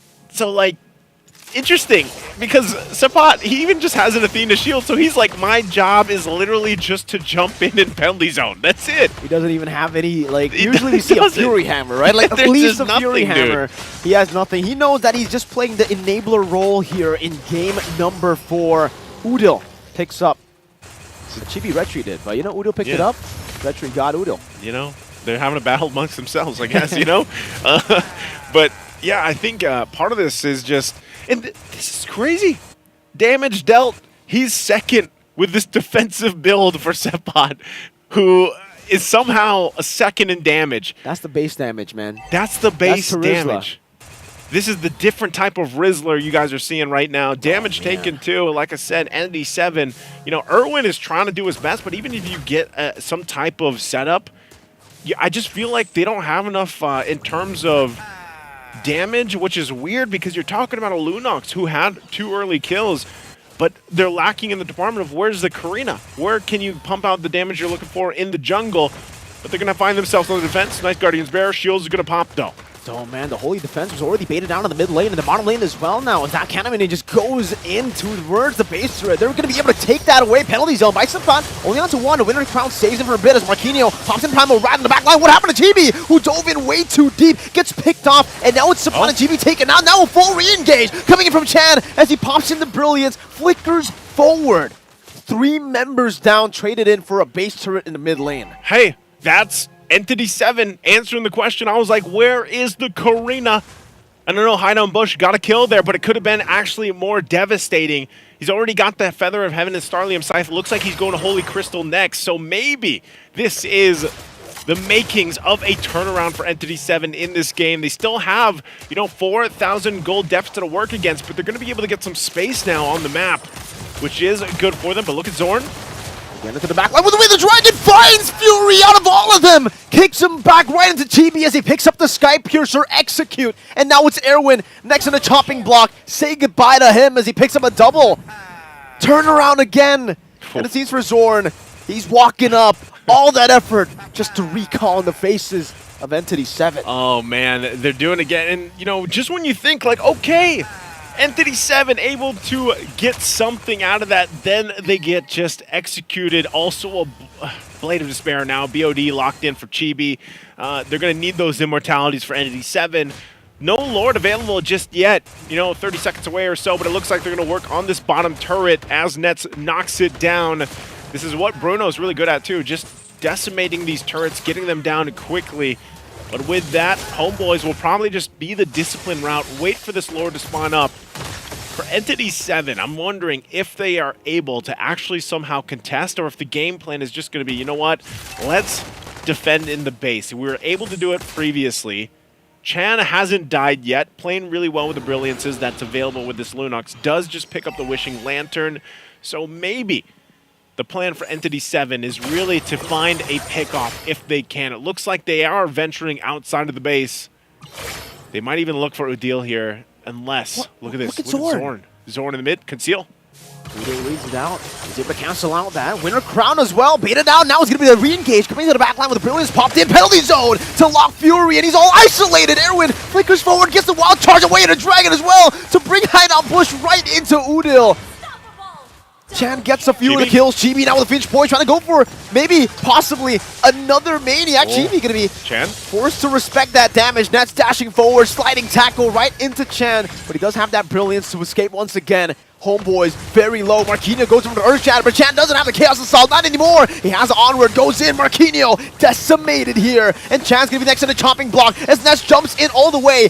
Picks up a few of those turret shots. And finally, Chibi shuts him down, shutting the dreams of Entity 7 as they qualify to the main stage of MSC. And Homeboys will do it, only losing 1 game throughout the entire wild card here as they move on forward to join the teams for the group stage here. A great showing though from Entity 7. You gotta give it up to them, making waves, making people that doubted them to get to this point. They managed to get here, and they put on a good show for the grand final, but ultimately Homeboys, with their, just the play style they have, man, the decisiveness that comes through, and the fact that now, again, a Ling in game number 4, just monstrous here for Homeboys as they get ready. Again, a good preview of what we saw. What do we got going on here? We got some signatures, of course, going out. What's this? What is this? I think it might be like a signature to participate in main stage. I don't know. You gotta sign your way now to the group stage. I guess they've officially made it to the Esports World Cup MSC. So there you go. A few signatures from some of the players, or all of the players rather. Here, Udil gonna sign as well there. You guys want to copy those signatures? I'm joking. You guys can see it there, but you can see they've all qualified. They've made it to the main stage. Homeboys welcome them to Group C, together with Team Spirit, Twisted Minds, and Liquid Echo. Can't wait to see them, man. Of course, in the group stage. It was great to see how they adjusted to the current kind of meta forming here, of course, throughout the wildcard stage. And like I said, Entity 7 was the only team to go ahead and give them that loss. And I feel like even some of these games, even if you look at the highlights here, Entity 7 had some good moments throughout the entire series. Not just in this game, not just in the game that they won against Homeboys, but they had some really good moments against a team like this, which, again, you got to consider the fact that the team of Entity 7 coming together before their league started and relatively still, an up-and-coming region that has a very distinctive play style, but, unfortunately for them, against a team like Homeboys, who has gone through the ringer time and time again in Malaysia, is now here, and very great decisive victory for them in this series. But again, big shout-outs to Entity 7, getting to the grand final here, making it through all the wild things that they had to get through during their group stage, going undefeated. And, at the end of the day, one team only gets to go forward to the main event, to the group stage here. So, great to hear. I'm really wondering, for Homeboys specifically, how it feels to have this kind of meta for, I think it really favors them, The Spicy Kage is back. Oh, MSC 2019 champion returns for more. 2019, wow. 2019. Back then, that was the Kage era, as you can see, with Sasa, Psycho, Drian, and Anti-Mage. Obviously, with Udil as the spicy boy. Didn't lose a single match. What was 2019 again? Was that the Philippines? What? Yeah, it was in the Philippines, yeah. Oh, that's crazy, man. That's the first event I ever watched in person. Oh. As a viewer. There you go. And yeah, it's crazy to see that, it took him so long to be back where he got that championship trophy, MSC 2019, but Udil, the veteran, and now we're seeing him back. It just definitely feels good to see a veteran like Udil to make it back to where he once was able to lift the trophy. Yeah, and I'm wondering, what this, with Homeboys coming in, and I'm sure you guys have been sharing your thoughts all very constructively in the chat, throughout all this, for Homeboys especially. I think a lot of people naturally thought, as we got ready for the wild card stage, that they were like, all right, Homeboys has a good chance at moving forward. But I think even, as they went through this, they were tested. I'd say they were actually Game 2, 1-1. Tested, yeah, 1-1. They were tested pretty good against Entity 7, and I think really it comes down to now that they've locked in their spot, it's like, all right, how will they do against their group, and how will they do against everybody waiting for them in the group stages here for the Mid-Season Cup? And again, let us know what you guys think about the broadcast here by scanning that QR on the screen. We do appreciate your guys' feedback. It helps us make things, of course, better here, because that's what we all are about, making the best experience for you guys viewing around the world, and even for us here involved. We got a lot of people showing up in Riyadh today, I would say. Shout out to all our friends flying in, of course, all the teams, the staff, the other talents from other languages and everything else. And also shout out to you guys, because right now you can join the battle within and grab these amazing skins. The new lineup. It's Amon and Hanabi, his favorite. No, yeah, I mean, no, I don't know. Amon's Amwawa's favorite, so he's definitely going to go and buy it. 7th of July, go ahead and get ready for it, because also, for you guys out there who's more of like, all right, man, Amon's cool, but he's an assassin. I want a mage. Nabi's cool, but she's a marksman. I want a mage. Juicin. You can go for, as Nice calls her, Juicin. Juicin. Go ahead and check out Juicin, Beacon of Spirits. I believe, the new wishing lantern? Yeah, it's hers, right? That's hers, yeah. So if you guys want to utilize Juicing. in your games, go ahead and pick it up. I won't even try to pronounce it like Naisu because I think that was just perfect. Okay, let all the people around the world know. What's the proper way to say it? Juicing. Like you said, juicing. No, that's not right. You told me something different. All right, I think it's supposed to be chusin, right? Chusin? Chusin. All right. Well, but that might be wrong too. Trex told me wrong. Trex said juicing too? Trex said juicing. So I just followed Trex, man. Juicing. All right. Juicing. You guys let us know. I mean, Like the juicing. I'm sure you guys in the comments, you probably know better than us sitting here. But, hey, I know we're not going to see her for Mid-Season Cup. But I do want to see eventually if she fits into whatever meta we find ourselves with these mid lane heroes or the mage heroes by the time we get to our future tournaments. But right now we have to, of course, focus on the Mid-Season Cup. And I would say even with or without Juicin being a part of it, I'm happy. I hope you guys are too, and in the agreement of Wildcard, that you got to see a lot of unique heroes being picked up. A lot of even, let's say it's the same Roger or, mostly Roger, but let's say even for the Ling, you see some variations in build paths. Yeah, some people want to go Warcry, some people still go for QC. You see an instant Sky Piercer for some. You see the Berserker's Fury. Sometimes you don't even see the Sky Piercer. Yeah, it's actually true. And, it's weird because Sky Piercer is in a weird position for me still. Like, I'm not sure if I absolutely, love it yet. Or if What I do you just play hate it. usually? You're a mage, right? So you hate I'm a mage, so, You're a gore player. You hate it. Yeah, I know. I'm a marksman too, and to be fair, I also hate it. But when I play jungle, I love it. Yeah, because imagine, okay, you have an item literally where you get that execute when it hits that threshold. Yeah. Where's the item like that for mages? All we got was the Wishing Lantern. That's 10%, by the way, of current HP. Well, That's just be an assassin, bro. It ain't that hard. Be a burst hero, bro. All right, so what you're saying is I should play Gord in the jungle. You should just Warcry. You shouldn't Sky play. Piercer. Yeah, sure. Yeah, maybe you go with the Warcry. Maybe Temporal Rain. Nah, that sucks for going. Hey, his cooldowns are already low enough on the first skill, Yeah. man. I don't think I need to be gushing for lower cooldowns. Well, I guess, if you're usually like a one rotation kind of like hero, right? Technically, if you use that Mystic Gush after the Mystic Projectile, once you're done, you're like, you know what? The guy's on me. I have another Mystic Projectile. Boom. I don't know if it works like that. I don't think so. I don't think it works that way. But I will say this, and I know we share the same kind of thought.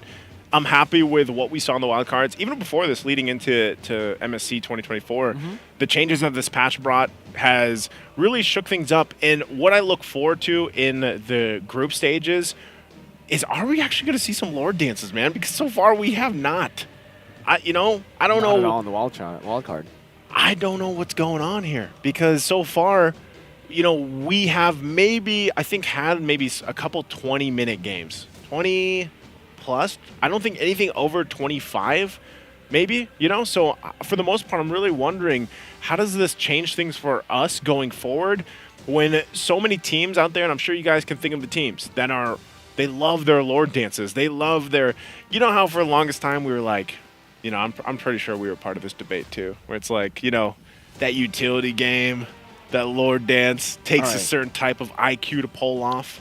Are you a fan of the utility game or are you not? I am. It's not just because I'm from the region that loves it. All right. I am. I think those extended fights and everything are great. I think so too. You know who I think is great too? Who? Zorn. Mr. Zorn. On Mr. the show. Zorn. I'm glad that we finally get to see it because every time I see Zorn play, I'm just like, all right, when is he going to play Cho? Right? And especially considering, Cho just got buffed. This hero just got buffed. In a way, some people don't like it. Some people don't like the Jikun Dome now having more range because it's a bit different. Now you can't be charging it up in the bush all the time. You actually get a chance to jump over some of these bushes really easily. But Zorn still makes it work. He finds a way. This is his signature pick. And he actually went for Thrill. Usually, I think for Cho's, you go for the Concussive Blast, and I think you go for the Wilderness Blessing, But there are a lot of differences for that first emblem. A lot of people still go for Firmness, too, for additional tankiness. Some people go for Agility. But now with the changes, it makes sense to go for Thrill. You get the passive proc so many times, and Zorn was just amazing that game, huh? He was like the TP king and all. He was. Zorn was the TP king, and, they made things really just work here. And I would love to eventually, hear his thoughts, or someone from Homeboys, of course, to see what they have to say, about all this, because one thing's for sure, man. With the lineup that they had for Homeboys, I think the great thing about it is it's led also by Zorn. A lot of the kind of decisions they make, and maybe that's just the fact that he has a passive. Like I said, he's got a passive himself to kind of deal with, bringing in a lot of the teams to attack and everything else. I think that's a big game plan for them. Looking at the group stage teams here, you're going to see where things all fell into place. Homeboys going to Group C. Now we have our completed lineup of teams going about this. And Homeboys especially, with this lineup, hey, I see, a very familiar team there. And I'm wondering how they'll fit up against this newly adjusted Liquid Echo against them. I think what's cool to see as well is the fact that for Homeboys, right, in their group, Group B, they were able to beat Brute Force. And, hey, now they already tasted EECA, technically. They were able to get that win. Now they're up against a champion of that region in Team Spirit. And, like you said, Liquid Echo. We'll see if Zorn and the boys will be able to do it, the Homeboys. Homeboys. Because it seems like we have someone here with us. Well, we do. Ladies and gentlemen, welcome Zorn. Zorn, welcome, man. Welcome to the English desk. I know you're going to be speaking all fluent English for us, but right off the bat, Zorn, congratulations on the win. Congratulations on moving forward. Thank you so much. You were in MSC 2019, I believe. Yeah. And so I got to ask you, how are you feeling now that you've locked in that last slot? Wow, I'm feeling so excited to be here again, because last time I was trying to enter the MSC but failed. So right now I'm feeling so excited to prove what our potential for this MSC. All right, man. I feel like at this point, right, you've gone through the wild card already. You went through what looked to be, it was Group B was the group of death. Yeah. Most people thought, all right, this group is the worst group possible for any team in the wild card. But you made it through. It looked like you made it look easy, man. But what do you think of the wild card in general, right? Your path to achieving the main stage spot, how was it for you? Was it hard? Was it easy in the end? Brutal? Was it brutal? Simple? Legendary? It's kind of easy for us because I feel the one that make us feel a little bit hard is ourselves, maybe. Because I think if we can overcome our discipline and then our aggression, it feels like we can compete in MSC. Okay. Yeah, I think you guys are really going to be competitive in your group ahead of you guys, Zorn. I got to ask you, too, a little personal question here, because I understand that your family is with you. Yeah. Your wife my and your baby. and my wife. Yep, they're here with you. How does that feel? Does that is that like a buff for you here now that you're competing, of course? Like, how do you feel about that? Of course, yes. Because of them coming here, I feel like I want to prove to them also, because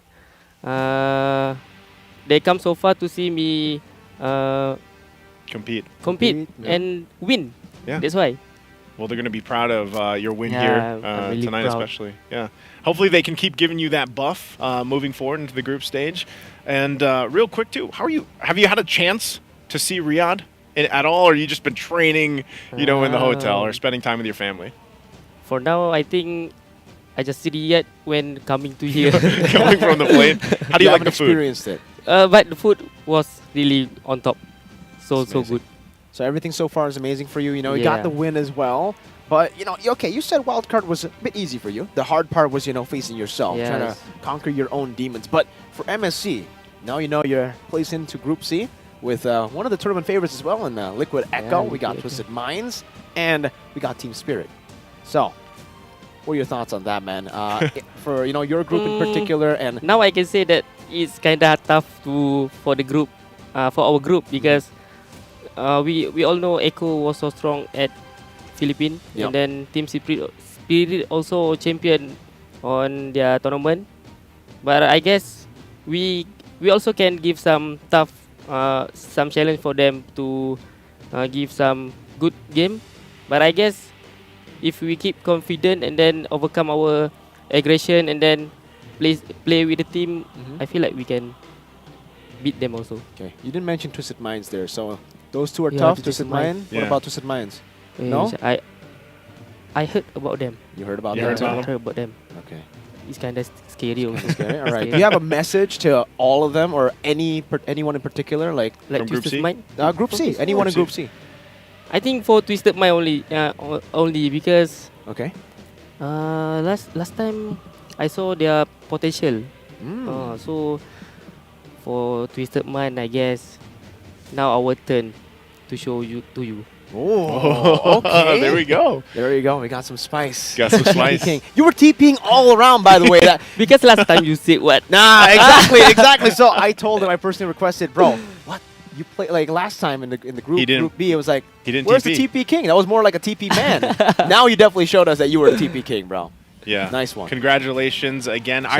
Real quick, Zorn, before we kind of let you go and close things out here, it is understood that Daddyhood, I believe, did have to go home. And for the Flame Boys as well. Do you have any message to Daddyhood and the Flame Boys? Yeah, I have. For Malay, can Malay? Yeah. Go ahead. So untuk Flame Boys dan Daddyhood dan juga semua orang yang menonton kita orang dan menyokong kita orang, terima kasih banyak untuk korang punya sokongan dan doa korang daripada Malaysia tu. Itulah yang menyebabkan kita orang boleh lepas sampai ke MSC. Aku berharap korang teruskan menyokong kita orang dan juga Flame Boys dan juga Daddyhood. Kita doakan agar Daddyhood punya kesihatan, isterinya baik saja. So terima kasih guys.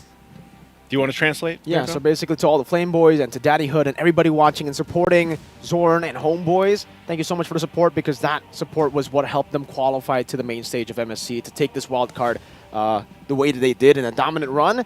And also special message to Daddyhood. Hopefully, you know, all is good with the health conditions and everything. And yeah, that's it. He just feels like for all the supporters, Homeboys, Flame Boys, everyone, keep supporting in the main stage. It'll help them. All right, that's. I think that's going to go ahead and conclude it here for us. Again, Zorn, congratulations on locking in the slot. You guys look amazing, very dominant, and that's going to be it for here for the wild card stage, guys. We have completed all the teams now going to face off in the group stage for the Mid-Season Cup 2024 here at the EWC. It's Mirko, it's Zorn, it's Naisu. We'll see you guys in the group stage.